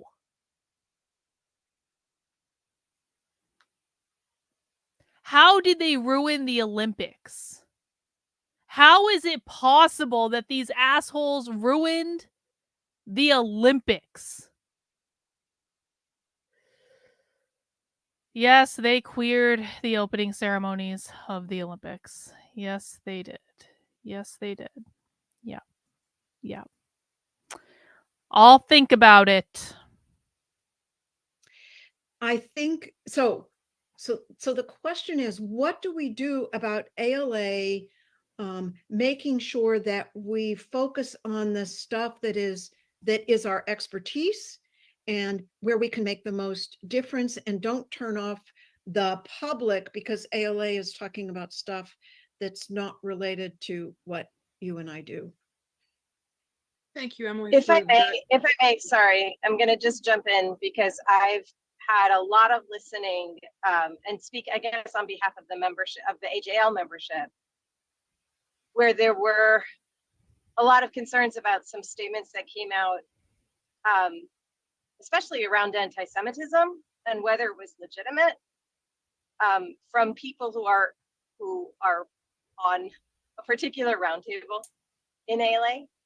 And that was something that I know hit a lot of our membership, and it was in relationship to this issue. So I'm gonna, it's a really hard call, and I hate to throw it out there, but I feel like I have to represent our membership here in this way.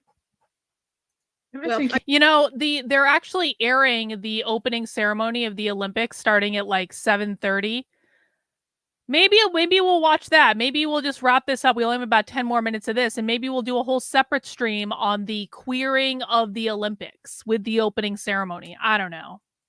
I tried to, I could, Michelle. Thank you so much for sharing another part of this same concern of ours.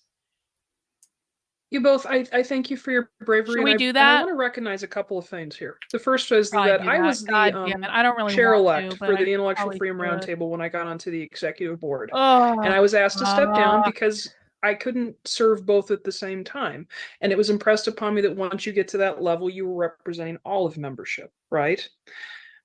And so there are a couple of hats as leaders we all play. Your hats as leaders of AJL is to represent a specific form of our field, a specific perspective of our field. And so I appreciate you holding space to do that. And I want to be as authentic with you as humanly possible because that's the leader you're going to get if you vote me in, warts and all. I actually spoke with that roundtable about this resolution, and they had some concerns that there were 28 votes for and everybody else against, about 122, including mine against. And they were curious about what ALA was doing about this issue. And I think this is an important part of a conversation. I'm like, who is ALA to you? Right? Because if the leadership are speaking at that level, that this is not a discussion that they want to involve themselves in, I would suggest that the representatives, the leaders, I don't know if I are want to watch ALA, the Olympics. you know, and so I think that there's a difficulty here that we have to hump over. I think that this is a messy conversation that we have to start addressing, kind of like how we encourage our communities to. Yeah, I think I'm not going to do the Olympics tonight, guys, and the reason is I'm just not honestly feeling very well. And so I think I'm going to skip the Olympics for tonight. I had to get up early today. I'm pretty tired. So I hope you'll all forgive me if we don't do 4 hours of Olympic opening ceremonies tonight. Have hard conversations about book bans and library policies. I think we have to kind of turn that expectation into ourselves and ask if a specific roundtable, you know, or me, intellectual freedom, like at what point does one aspect of our association No, it's not the beer. Don't run worry the about risk of clouding out what the professional association is here to do and what the vast majority of the membership and its representation are saying. So I think, to be honest with you, to have a productive conversation forward, there has to be an acknowledgement there, right? That it doesn't serve us when we get too far afield of our profession. And frankly, I'm not quite sure it represents us when we do, when I look at the votes, right? Including my own, because where I enact social justice and changes through my work every day. I've had Social people asking me to justice. run for office here in Iowa, and I'm like, I'm sorry, friends, I exact too much public and social justice as a librarian. I promise I'm getting this where I'm Hang back. on, But hang on. That's a clip. That's an actual clip. Hang on. Let me get my clippy clip tool up. I enact social justice every day in my job as a librarian. Hang on. Hey, thanks, Kristen. I'll get the super chat in a sec. cutting out what the professional association is here to do and what the vast majority of the membership and its representation are saying. So I think, to be honest with you, to have a productive conversation forward, there has to be an acknowledgement there, right? That it doesn't serve us when we get too far afield of our profession. And frankly, I'm not quite sure it represents us when we do, when I look at the votes, right? Including my own, because where I enact social justice and changes through my work every day. I've had people asking me to run for office here in Iowa, and I'm like, I'm sorry, friends, I exact too much public and social justice as a librarian. I promise I'm getting this wound back, but my point simply is, and my professional association, what I'm trying to do is meet the mission of furthering intellectual freedom, furthering access, and furthering learning for those that I serve by uplifting the profession and those who work inside it. And so for me, I think it is like an internal reconciliation, because I don't think this is healthy for us, that this is just a back and forth. And like you made the good point, Emily, like at some point, we're looking at like 50 years ago, we were having this problem when we're still allowing ourselves to get caught up in it. Right? So now it's an entire drawer of like tangled charger knots. And so I do feel like there's some work to be done internally there. But then I would also remind us that we have to read the room, not only our room, but also the external room. PEN America had their hearing at Senate in this, in the federal Senate House. Oh shucks, was that October? And the only question that a couple of the representatives had was about the attacks in Israel that had happened like 3 days before.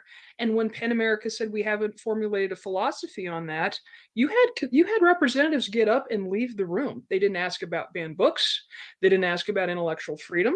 They didn't ask about librarianship. They were trying to create a separate talking point to beat PEN America with. And so there's a part of me that kind of believes that if I get too far afield on things that are not directly related to the mission of ALA, all I'm really doing is creating hammers for which we all become nails. I don't know if I'm saying this very well, but it's incredibly complex, and it's inside the profession and it's outside the professional association and it's outside. And so as a person who wants to be a peacemaker, as a person who wants to bring people to the table, as a person who doesn't want to continue to see like a merry-go-round of... All right. I got it. Thank you, Kristen, for the super chat. Guys, it's not the beer that's making me sick. I had to get up early today. I haven't been feeling good the last couple days. And so hopefully I'll feel better tomorrow for Socialism Saturday, but I do appreciate the super chats helping our way towards the goal. We are about to wrap up. We only got a couple more minutes of this left. It's been a relatively boring happy hour. Sometimes a boring happy hour is a good one, but you never know what we're going to find.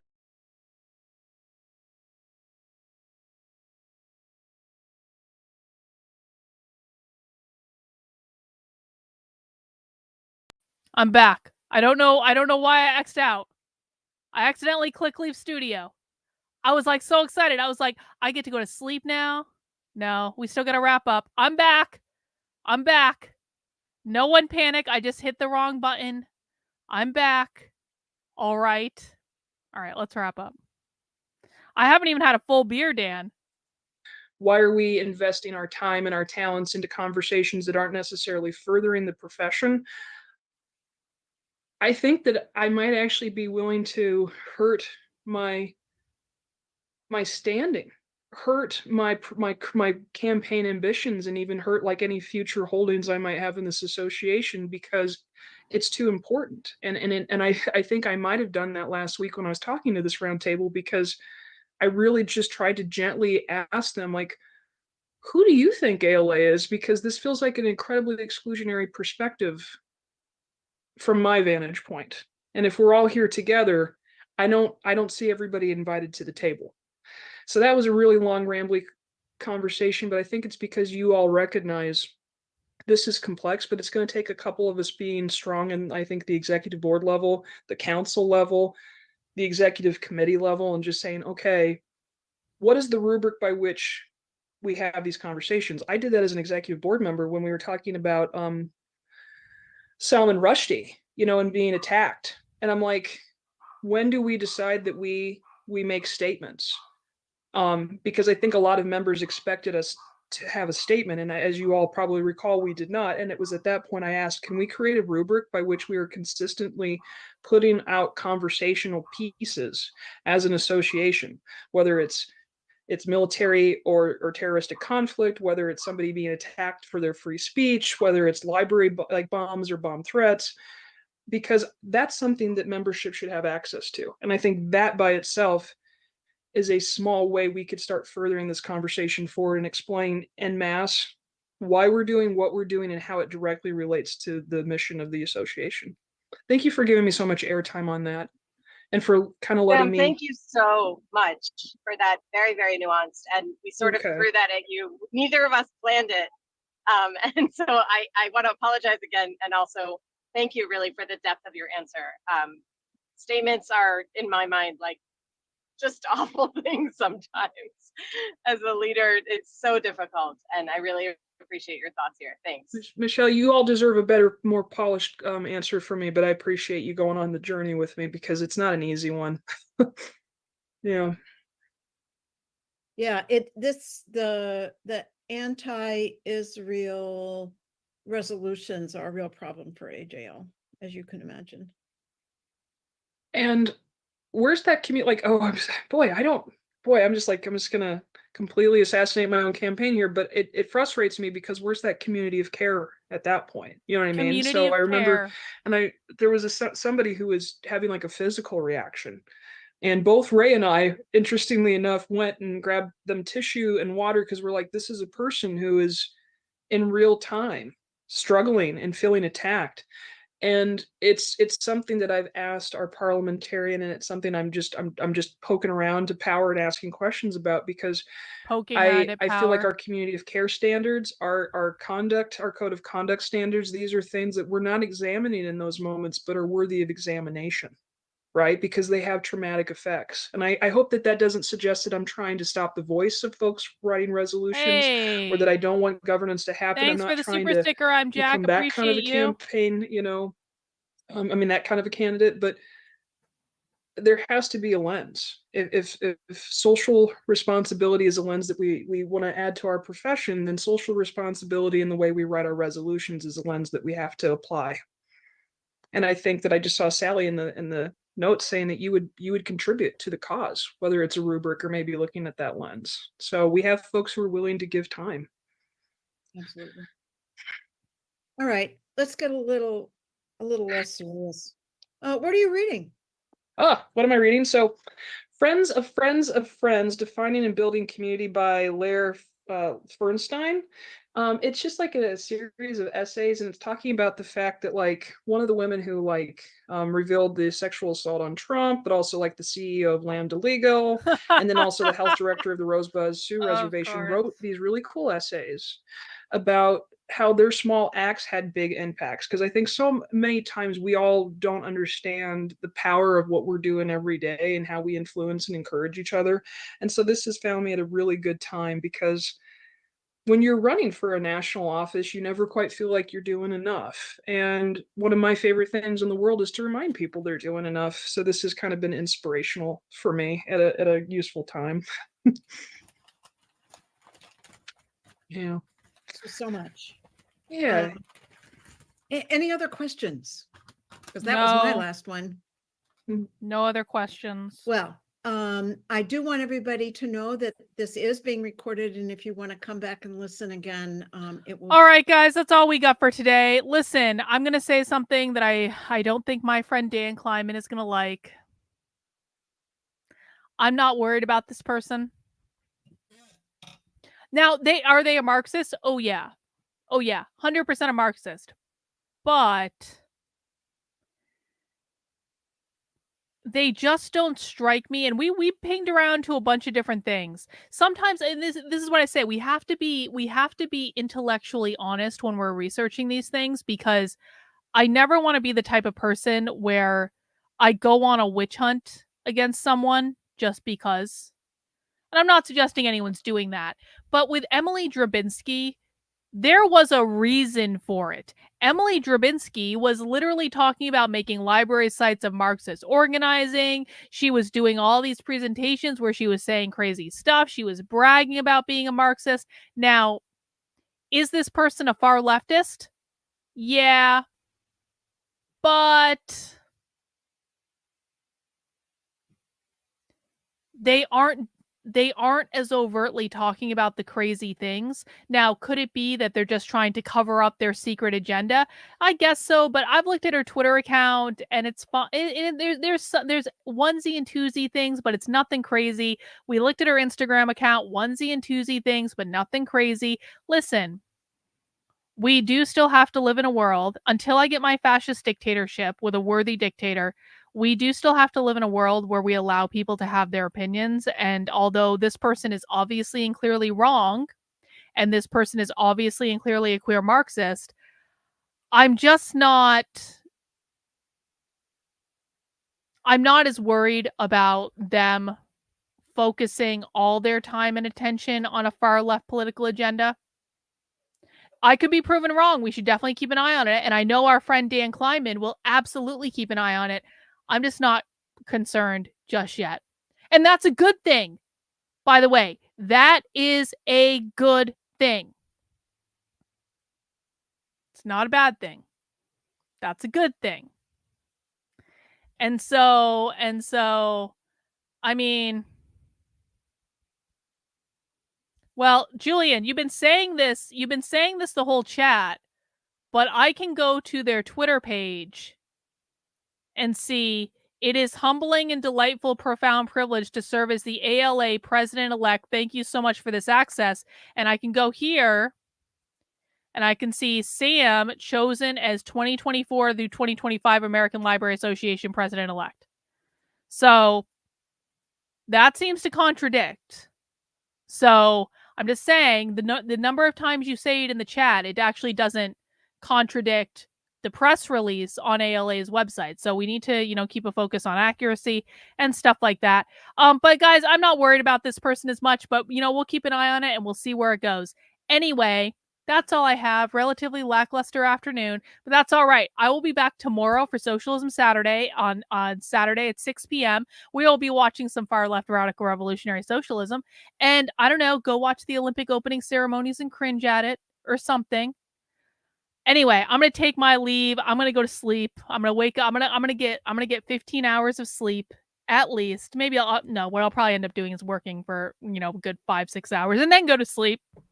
But guys, take care. Have a great rest of your Friday. Well, Julian, you're not the one being accurate. Girl, you gotta fucking relax. Anyway, I'm gonna take my leave. Have a good night, guys. We'll see you soon.